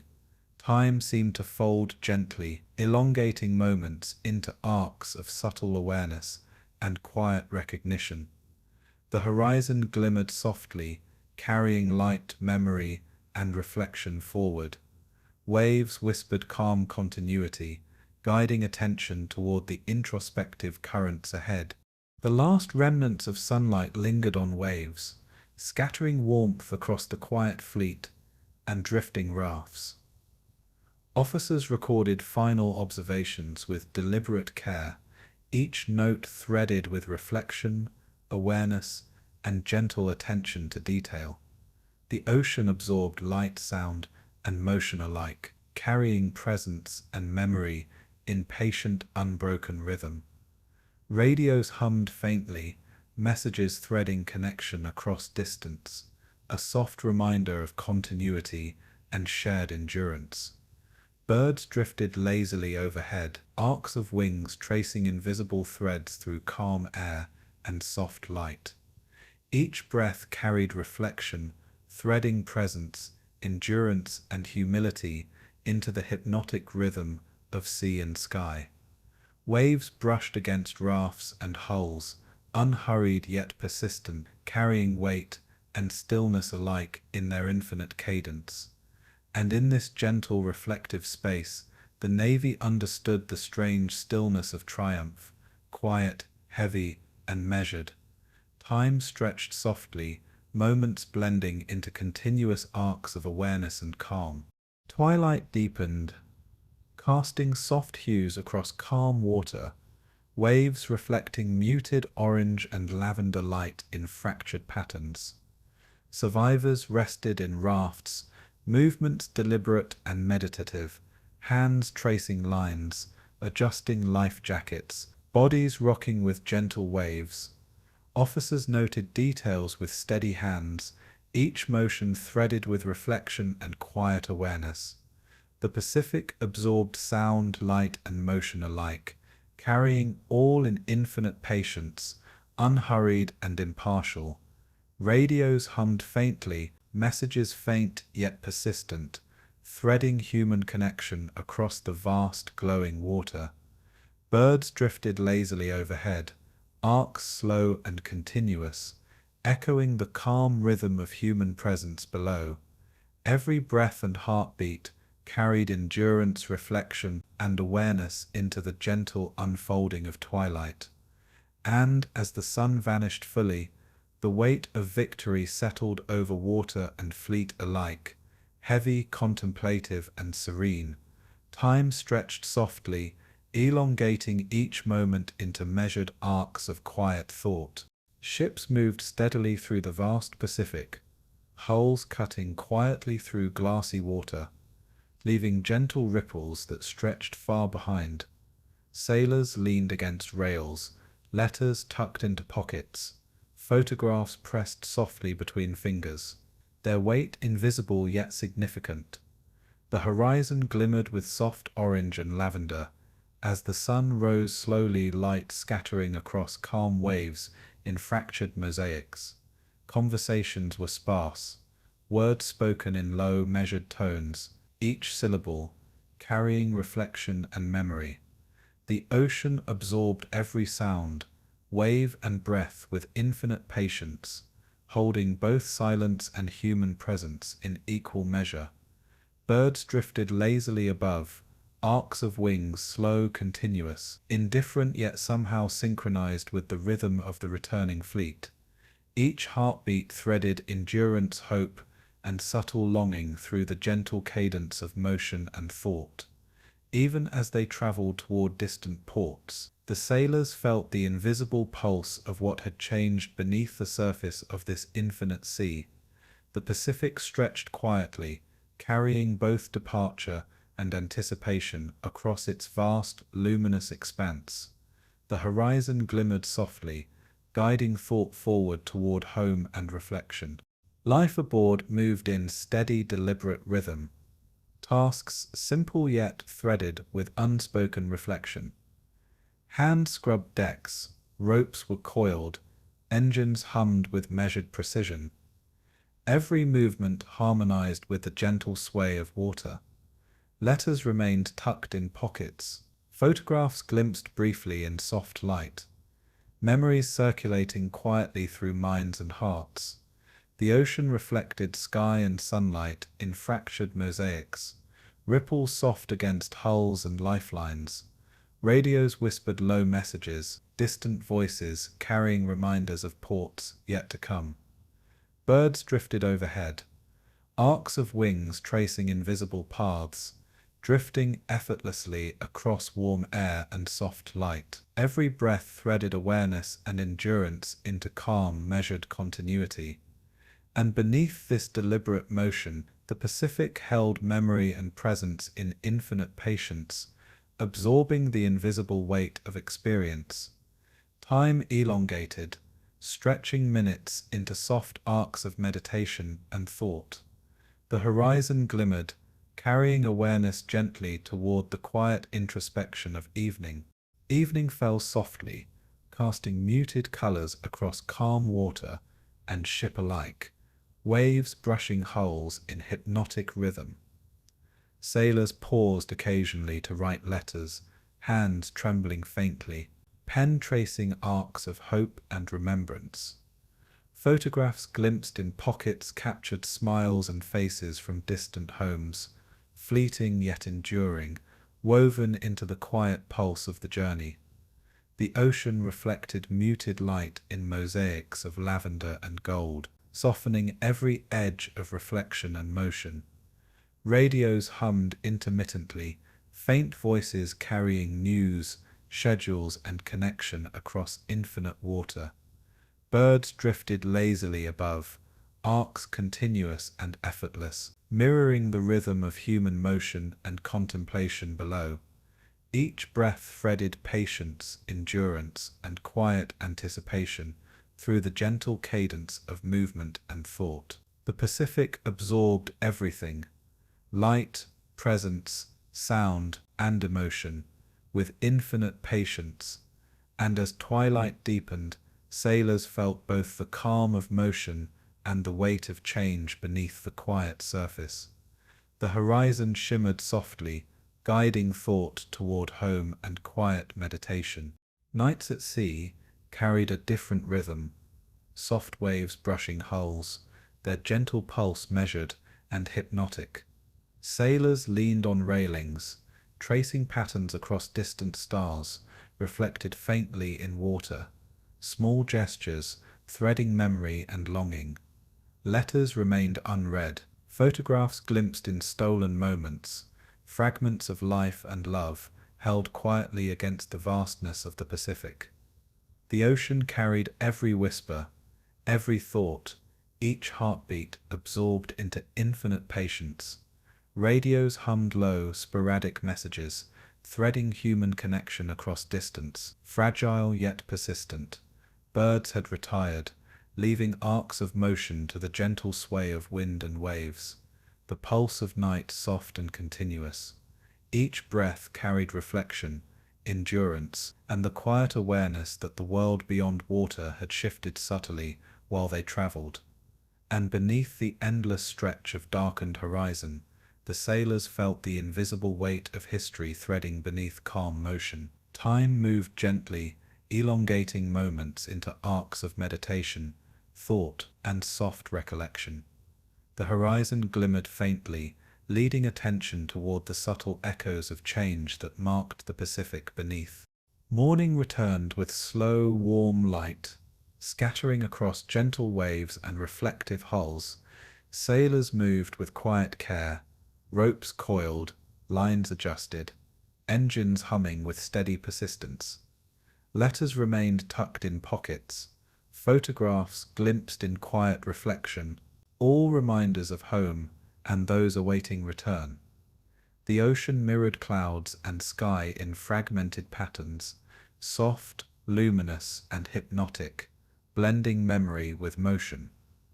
Radios whispered faintly, reminders of human connection, and the persistent thread of presence across distance. Birds drifted lazily overhead, arcs slow and continuous, wings tracing invisible rhythms in perfect harmony with the gentle sway of water below, each breath threaded endurance, reflection, and quiet anticipation into the hypnotic cadence of the journey. And beneath this calm surface, sailors sensed that everything had changed. Currents unseen had shifted, tides of thought and memory marking a subtle transformation. Time moved softly, moments stretching into gentle arcs of awareness and meditation. The horizon glimmered softly, guiding attention toward the eventual return to familiar shores. Sunlight warmed decks and water, illuminating traces of past motion and experience in soft, scattered light. Sailors paused occasionally to glimpse photographs or fold letters, each motion deliberate, each memory threaded quietly into consciousness. Waves brushed hulls with gentle rhythm, carrying reflection, thought, and presence across the steady movement of the returning fleet.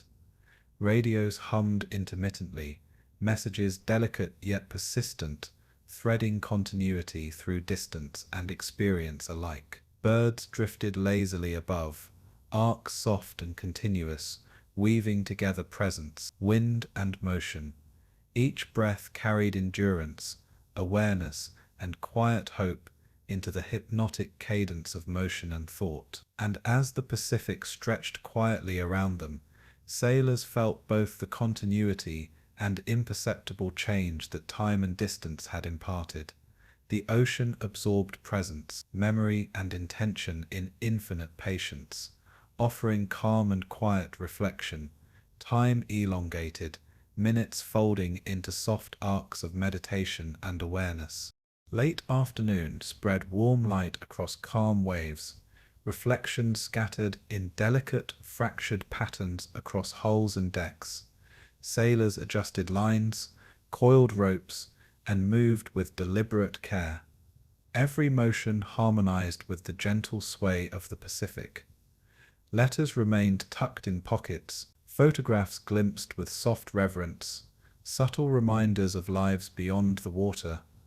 Waves carried sound, light, and reflection with infinite patience, brushing hulls and rafts in continuous rhythm. Radios whispered faintly, threads of human presence stretching across distance and time, soft yet persistent. Birds drifted above in arcs, slow and continuous, tracing invisible patterns that echoed the rhythm of motion below. Every breath threaded endurance, reflection, and awareness into gentle, hypnotic cadence. And as daylight softened into early evening, sailors felt the subtle weight of change beneath the Pacific's calm surface. Time stretched quietly, moments folding into gentle arcs of awareness and meditation. The horizon shimmered softly, guiding thought toward the final reflections of the journey. Twilight deepened, the water reflecting muted colors of violet, gold, and orange, waves brushing hulls in infinite patient rhythm. Sailors rested quietly, letters tucked away, photographs glimpsed in fleeting moments, memories threading softly through mind and heart. The ocean absorbed sound, motion, and presence alike, holding everything in hypnotic suspension, calm and infinite. Radios hummed faintly, messages distant but persistent, a reminder of connection across space and time. Birds drifted lazily overhead, arcs slow and continuous, tracing rhythms invisible yet harmonious with human attention below. Each breath carried reflection, awareness, and subtle endurance, weaving presence into the soft cadence of water and wind. And beneath the infinite stretch of Pacific horizon, sailors felt both return and transformation. The quiet change of experience threaded into every motion. Time moved gently, moments stretching into arcs of meditation, thought, and quiet memory. The horizon glimmered softly, holding light, calm, and reflection together as the journey continued. Across distant islands, Japan felt a subtle shift in air and tone. an invisible tremor threading through its ports and bases. Sailors and officers alike moved with quiet uncertainty, faces taut with reflection and unspoken questions about what had been lost. Reports arrived slowly, numbers and names tracing gaps in strategy, a war machine that had seemed invincible, now showing fragility. Waves lapped gently against distant shores, carrying no sound of triumph, only the soft echo of pause and contemplation. In offices and quarters, maps were traced with fingers, lines of planning reconsidered, arcs of movement recalculated with careful attention. The nation's heartbeat seemed to falter slightly, a rhythm of expectation now threaded with unease. Orders were delivered softly, with a weight that pressed quietly into every gesture, every response. Each breath carried awareness of limits, endurance, and the quiet recognition that destiny could bend. The ocean surrounding distant bases absorbed every motion, reflection, and presence with infinite patience. And as the horizon glimmered gently, thought carried forward toward the subtler unfolding of consequence. Morale shifted with slow, imperceptible currents, a quiet tension threading through gatherings and mess halls alike.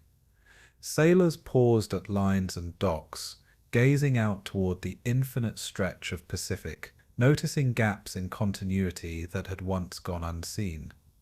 Reports traced the outlines of a fleet diminished in both presence and confidence, a strategic pulse slowed under reflection and careful thought. Waves brushed softly against hulls, their hypnotic rhythm contrasting with the subtle unease in human motion. Orders echoed faintly in corridors, deliberate yet tinged with uncertainty, each delivery threading careful consideration into the day. Letters circulated, the weight of absence and loss held delicately in ink and paper, reminders of impermanence and endurance. Each breath carried awareness, threading presence, thought, and subtle apprehension into a measured cadence. And beneath the slow sway of air and water, the nation began to sense limits it had never acknowledged, a quiet fracture beneath the surface of destiny. Time extended gently, each moment folding into reflection and recognition. The horizon glimmered softly, leading awareness forward toward the unfolding of consequence. In distant ports, planning rooms hummed quietly with activity, yet the pulse felt slower, cautious, deliberate. Officers traced arcs on maps with careful fingers, the previous certainty of motion now threaded with hesitation. Waves lapped against distant shores, a rhythmic counterpoint to the subtle tremor threading through human movement. Orders were whispered with careful weight, the echo of caution threading every instruction and response. Sailors paused to consider the meaning of absence. The holes in the fleet felt as deeply as they were recorded on paper. Each breath carried reflection, endurance, and quiet apprehension, threading thought into the hypnotic cadence of daily motion. Messages arrived slowly, each report a soft imprint of change, subtle yet undeniable, and beneath the infinite stretch of ocean and sky, the nation began to glimpse limits and consequences that had been distant before. Time moved softly, moments stretching into gentle arcs of awareness and introspection. The horizon shimmered, carrying thought forward toward the subtle awakening of strategy and reflection.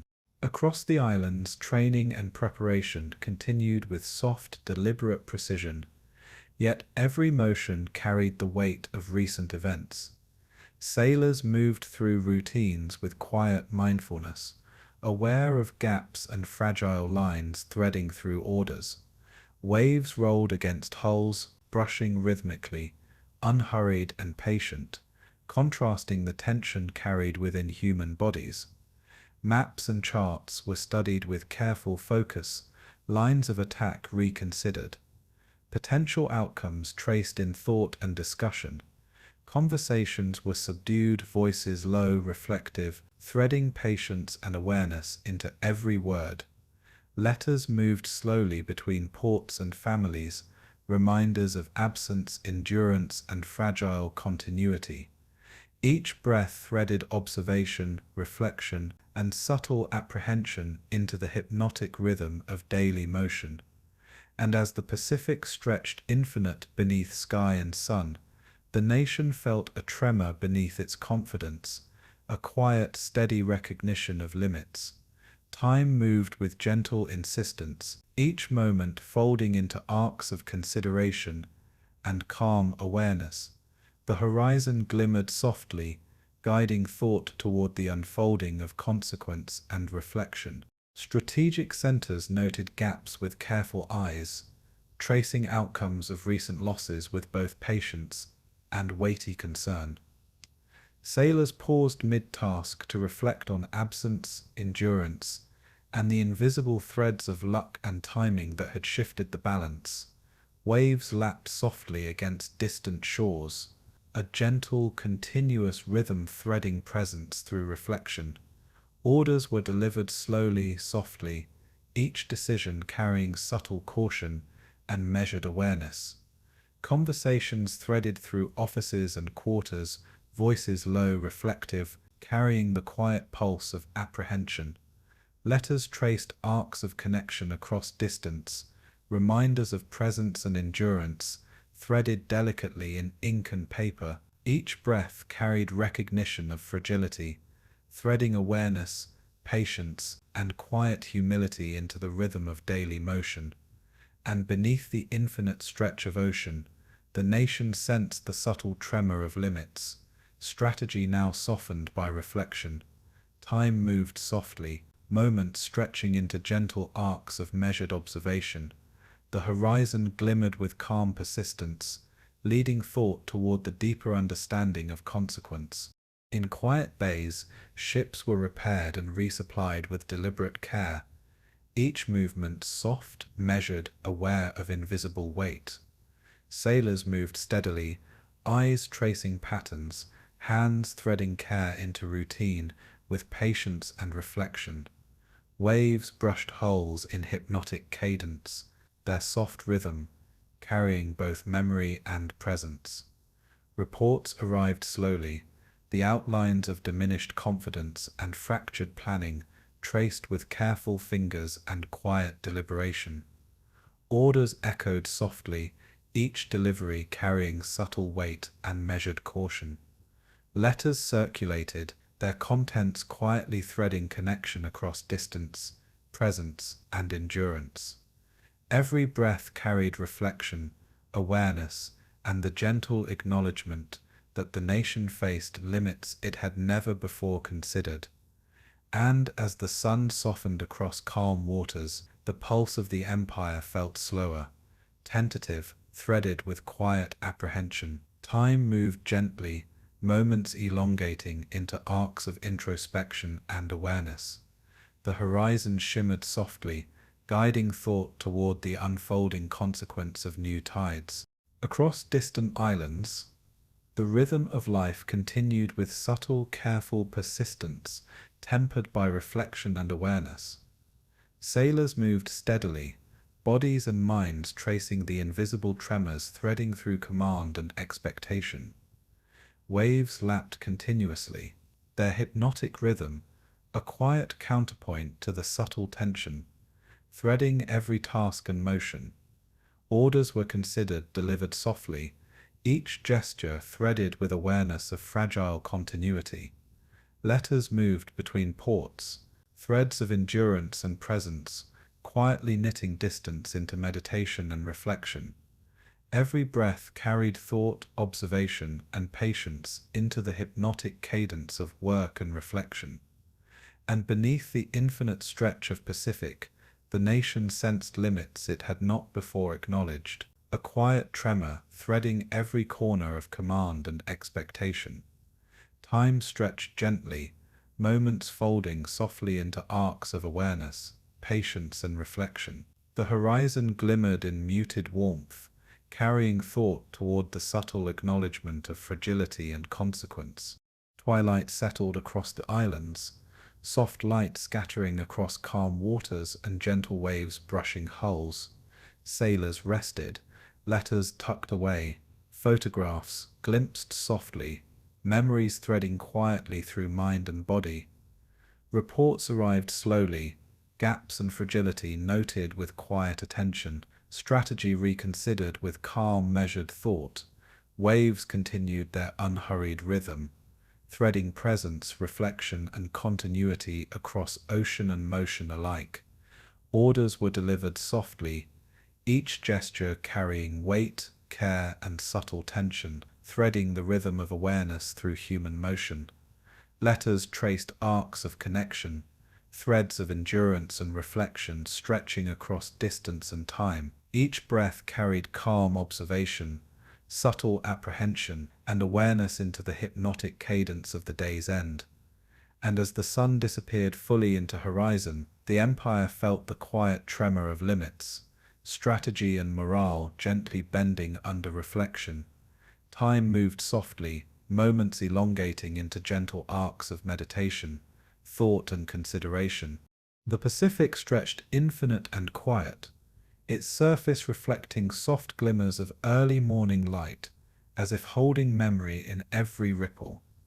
Survivors traced arcs of thought across years, voices soft in recollection, memories drifting gently like fragments of clouds across sky. The island of Midway remained in memory, distant yet vivid, a place where courage, fear, and the rhythm of ocean had intertwined quietly. Letters once written, photographs long held, all whispered of youth, of decisions made under invisible tides of fate and fortune. Waves lapped against distant shores with patient, hypnotic rhythm, each pulse carrying reflection and time. Birds drifted lazily above, arcs of wings tracing invisible threads of continuity and endurance across endless sky. Every breath threaded presence, memory and awareness into a quiet cadence that held both sorrow and gratitude. And as the horizon shimmered in muted gold, thought carried gently toward the broader arcs of history. Time seemed to fold softly, layering reflection upon reflection, memory upon memory. The ocean whispered calm, leading attention toward the subtle turns of destiny yet to be acknowledged. Years later, voices spoke quietly in homes, across beaches, and in libraries, recounting what had been lived and endured. Each story threaded patience, courage, and gentle awareness into the hypnotic rhythm of recollection. The Pacific itself seemed to absorb each utterance, waves reflecting sky and thought alike in fractured mosaics of light. Survivors spoke of youth, of mornings spent preparing for what no one could fully know, their words carrying a soft, persistent weight. Letters and photographs surfaced in careful hands, relics of memory, delicate yet enduring, holding presence across time. Waves brushed quietly against distant shores, harmonizing with the arcs of thought, threading through human reflection. Every breath carried awareness of passage, endurance, and the subtle weight of what had been lost and preserved. And as the sun glimmered faintly across horizon and water, stories drifted forward softly, gentle currents carrying echoes of the past. Time moved with infinite patience, moments stretching into arcs of meditation and remembrance. The horizon glimmered with calm persistence, guiding thought gently toward reflection and understanding. Islands and ports, distant yet enduring, held fragments of past movement, echoes threading through history and memory. Sailors' voices, softened by years, spoke of decisions made in silence, of waiting, of courage threaded through moments of uncertainty. Waves carried those memories across Pacific expanse, gentle and continuous, each ripple a reflection of endurance. Letters long forgotten were found, photographs turned carefully in hands that had grown older, lines of faces and names holding stories softly across time. Birds drifted lazily overhead, arcs tracing invisible rhythms, their motion a quiet mirror to human recollection below. Each breath carried reflection, presence, and the subtle pulse of awareness through calm, steady arcs of thought. The ocean absorbed motion, memory, and sound with infinite patience, carrying echoes of both loss and survival. And beneath soft light on distant horizons, voices persisted quietly, threading continuity through years and across waves. Time stretched gently, moments elongating into arcs of meditation and remembrance. The horizon shimmered softly, leading thought toward the enduring threads of history, yet unspoken. Across quiet bays and harbors, reflections of the past, threaded through the present, unhurried and deliberate. Survivors traced the rhythm of water with memory, hands brushing lightly against the echoes of a life lived at the edge of immense tides. Waves rolled gently, carrying both presence and recollection, their hypnotic cadence threading soft continuity through thought. Letters surfaced, photographs recalled, voices spoke softly of fleeting youth, of courage, of invisible threads of fate that had guided them across the Pacific. Birds drifted lazily above, arcs tracing slow, continuous patterns that mirrored the gentle pulse of reflection below. Each breath threaded awareness, patience, and subtle recognition of loss and endurance into the hypnotic rhythm of presence. And as sunlight scattered across calm waves, memories flowed forward quietly, a soft current linking past to present. Time moved softly, moments stretching into arcs of meditation, recognition, and gentle reflection. The horizon glimmered faintly, guiding attention toward the final murmurs of history. Waves whispered their soft rhythm, carrying thought gently toward the closing of the story. The Pacific held memory in every ripple, reflection in every glint of light, continuity in every breath of wind. Survivors' voices carried the cadence of quiet understanding, of lives threaded with courage, luck, and endurance. Letters long folded in pockets were unfolded again in careful hands, each word a gentle echo of youth and presence. Waves brushed softly against distant shores, carrying the quiet weight of remembrance across vast distances. Birds drifted lazily overhead, arcs of wings, tracing invisible paths of continuity and reflection across horizon and memory. Every heartbeat threaded awareness, endurance, and subtle grief into the calm rhythm of thought and recollection. And as twilight deepened, memories flowed softly, unhurried, like gentle tides returning to familiar shores. Time elongated, each second stretching into arcs of meditation, introspection, and soft remembrance. The horizon glimmered faintly, guiding attention toward the subtle currents of memory and legacy. The ocean whispered quietly, holding every thought and story in infinite patience. Stories of loss and survival, threaded quietly through generations, soft echoes reaching ears that had not lived the day but felt its resonance. Each voice carried patience, reflection, and the hypnotic cadence of memory, soft yet persistent across time and distance. Waves lapped gently against distant shores, rhythm steady and eternal, carrying thought and recollection in patient arcs. Letters, photographs, and diaries surfaced, delicate relics threading continuity across decades, each a reminder of lives and moments threaded with both fragility and endurance. Birds traced arcs above, wings slow and continuous, motion echoing the quiet rhythm of human reflection below. Every breath threaded awareness, endurance, and subtle gratitude into calm, hypnotic arcs of thought. And beneath soft sunlight, glimmering across infinite water, memories drifted forward, carried gently by tides and wind.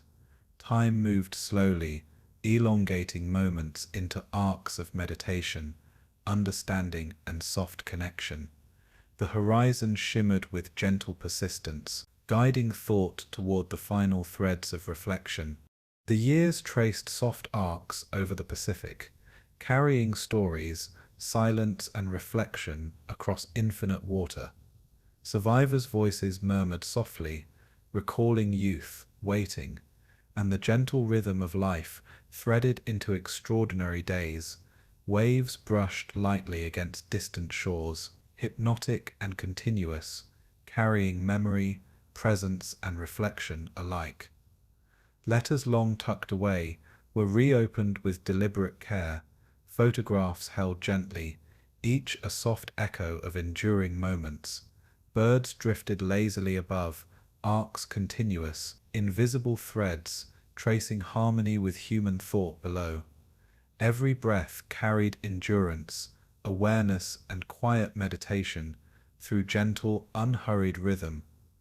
And as sunlight softened across the vast horizon, memory flowed softly, a continuous tide connecting past, present, and reflection. Time elongated, moments stretching into gentle arcs of thought, introspection, and understanding. The horizon glimmered softly, leading attention toward the subtle, enduring echoes of consequence.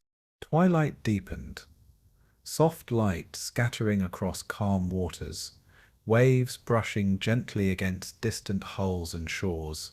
Survivors' voices, quiet and measured, recounted youth, endurance, and the passage of years threaded through memory. Letters, photographs, and recollections surfaced with care, each a soft ripple across the vast Pacific of human thought. Waves carried motion, reflection, and presence, weaving a hypnotic rhythm that mirrored the calm persistence of recollection. Birds drifted overhead, arcs continuous and slow, echoing the quiet cadence of reflection beneath. Each breath carried awareness, gratitude, and the subtle pulse of enduring memory into arcs of hypnotic calm. And as darkness softened across horizon and water, memories flowed gently, unhurried, each one threading continuity across time and space. Time stretched softly, moments elongating into arcs of meditation, introspection, and quiet reflection. The horizon shimmered faintly, guiding thought gently toward the eternal presence of history. The Pacific stretches quiet and infinite around Midway, its waters a gentle, hypnotic rhythm, carrying light across coral and wreckage alike. Seabirds drift lazily above, arcs of wings tracing invisible patterns in the soft, steady breeze, their cries faint and melodic against the ocean's pulse. Coral blooms below shimmer in slow currents, holding color and life where history once weighed heavy on water and sky. Wreckage rests quietly beneath the waves, softened edges mingling with sand and coral, reminders of a time threaded into memory rather than pain. Every ripple carries presence, patience, and reflection, as if the sea itself absorbs loss and endurance with infinite care. Divers glide through water with gentle motions, moving in harmony with currents, discovering fragments of stories without disturbance or hurry.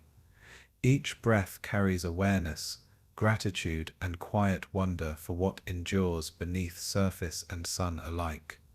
And as light scatters in fractured patterns through soft, clear water, thought drifts gently toward understanding and reverence. Time elongates, each second folding into arcs of meditation, observation, and calm reflection. The horizon glimmers softly, guiding attention toward the subtle whispers of life beneath the endless blue. Silence rests over Midway, threaded with the soft pulse of waves brushing distant reefs and hulls long surrendered to water. Seabirds circle above, their arcs slow, continuous, drawing invisible lines of motion across sky and water. Coral teems quietly beneath, each bloom a soft, living echo of endurance and renewal. Wreckage rests patiently, transformed by water, algae, and time into gentle monuments to lives threaded through the past. The ocean carries presence and memory alike, a patient witness to what has occurred and what persists. Divers glide softly among the ruins, fingertips brushing fragments of history without urgency or disruption. Each breath carries awareness and subtle reflection, a gentle rhythm harmonized with water and current, and beneath the soft light scattered through waves, thought moves slowly, reflecting on endurance, patience, and continuity. Time flows gently, moments folding into arcs of understanding and reverent calm. The horizon glimmers, leading thought toward the soft, quiet endurance of ocean memory. Coral gardens sway with currents, their motion slow, hypnotic, each bloom a whisper of life threading through stillness. Seabirds call faintly above, arcs of wings tracing slow, continuous patterns across sky and air, echoing the rhythm of movement below. Wreckage lies softened beneath sand and coral, the hard edges of history worn smooth by time and tide. Every ripple of water carries memory and presence with infinite patience, absorbing absence and endurance alike. Divers move deliberately, limbs tracing fluid arcs in harmony with gentle currents, discovering stories that float silently in the embrace of ocean. Each breath threads reflection and calm awareness through the hypnotic rhythm of water and light. And as sunlight fractures softly into waves, thought drifts forward, reflecting on what persists beyond conflict and absence. Time stretches softly, moments elongating into gentle arcs of meditation and quiet wonder. The horizon glimmers with gentle persistence, guiding awareness toward the patient, unhurried flow of the sea. Beneath all this, the ocean whispers softly, holding memory in its infinite blue. Waves lap quietly against distant shores and shallow reefs, rhythmic, gentle, and unhurried, threading continuity through presence and thought. Seabirds glide lazily, their wings drawing arcs of patience across warm, open air. Coral pulses softly with life, colors muted yet persistent, a living echo of enduring beauty and resilience. Wreckage rests beneath currents, silent testimony to moments once full of motion, now softened by time and water. Every ripple carries reflection, a gentle reminder that memory and presence coexist beneath surface and sun. Divers move slowly, exploring fragments with respect and awareness, tracing lines of history without haste. Each breath threads endurance and quiet contemplation through the hypnotic rhythm of ocean and light. And as scattered sunlight dances across the surface, thought moves gently, absorbing lessons of patience, presence, and what endures. Time flows softly, moments stretching into arcs of calm meditation and reverent reflection. The horizon glimmers faintly, carrying attention toward the persistent, subtle life beneath the endless blue. Currents move through coral and wreckage alike, carrying light, shadow, and the quiet pulse of existence. Seabirds drift high above, their arcs continuous, tracing invisible rhythms across sky and air. Soft echoes of motion below. Coral blooms sway with subtle grace, each pulse an enduring whisper of life and renewal. Wreckage rests patiently, softened by tides, algae, and time, a quiet monument to presence, threaded into memory. Every ripple threads awareness, reflection, and patience through water and thought, carrying the weight of absence lightly. Divers glide deliberately, tracing history without urgency, fingertips brushing fragments of story and endurance. Each breath threads meditation, awareness, and reverent calm through the hypnotic rhythm of waves and light. And as sunlight scatters through soft, clear water, thought drifts gently toward understanding and quiet gratitude. Time elongates, moments folding softly into arcs of reflection and calm meditation. The horizon glimmers softly, guiding thought toward the quiet persistence of ocean memory. The Pacific hums softly with presence, each ripple carrying memory, endurance, and reflection across infinite water.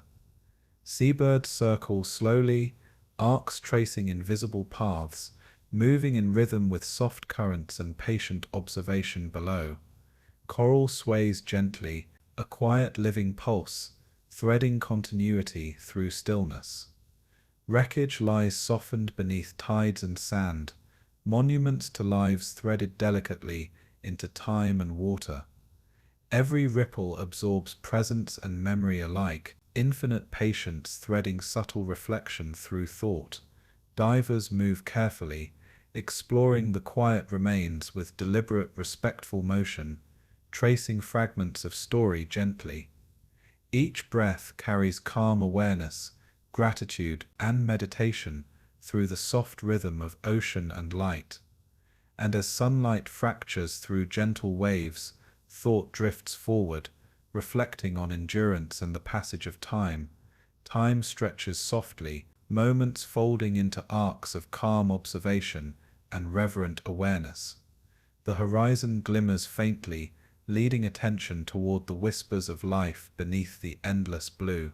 Soft wind threads through distant islands, carrying the gentle cries of seabirds across calm waters. Waves brush gently against coral and wreckage, their rhythm hypnotic, persistent, absorbing presence and reflection alike.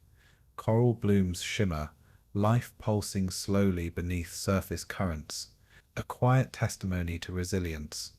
Wreckage lies softened, edges rounded, softened by tide and time, fragments held delicately within infinite patience. Every ripple threads meditation, awareness, and subtle reverence into the hypnotic rhythm of ocean and light. Divers glide softly among ruins, tracing fragments of history without haste, following currents of thought and presence alike. Each breath threads reflection, calm observation, and gratitude into slow, steady arcs of time. And as the Pacific shimmers with scattered sunlight, thought drifts gently toward enduring memory, quiet presence, and reflection. Time moves softly, moments elongating into arcs of meditation and awareness, carrying subtle lessons of endurance. The horizon glimmers faintly, guiding attention toward the ocean's eternal whispers. Evening softens the Pacific, waves brushing gently across coral sand and wreckage, carrying infinite patience and quiet memory. Seabirds drift lazily above, arcs continuous, tracing invisible threads of presence across air and water. Coral pulses with life, each bloom a soft echo of resilience, beauty, and enduring rhythm. Wreckage rests silently beneath currents, softened and transformed, a quiet testament to presence threaded into memory. Every ripple carries reflection, meditation, and awareness, threading infinite calm through the hypnotic rhythm of water. Divers move with deliberate care, fingertips brushing history lightly, tracing continuity through calm, unhurried motion. Each breath threads subtle observation, reverent awareness, and quiet gratitude into the gentle pulse of ocean and light. And as sunlight fades softly across horizon and water, thought drifts gently toward the enduring infinite presence of memory. Time stretches softly, moments folding into arcs of calm meditation, reflection, and understanding. Beneath the endless blue, the sea keeps their stories, not as echoes of war, but as whispers of what it means to endure.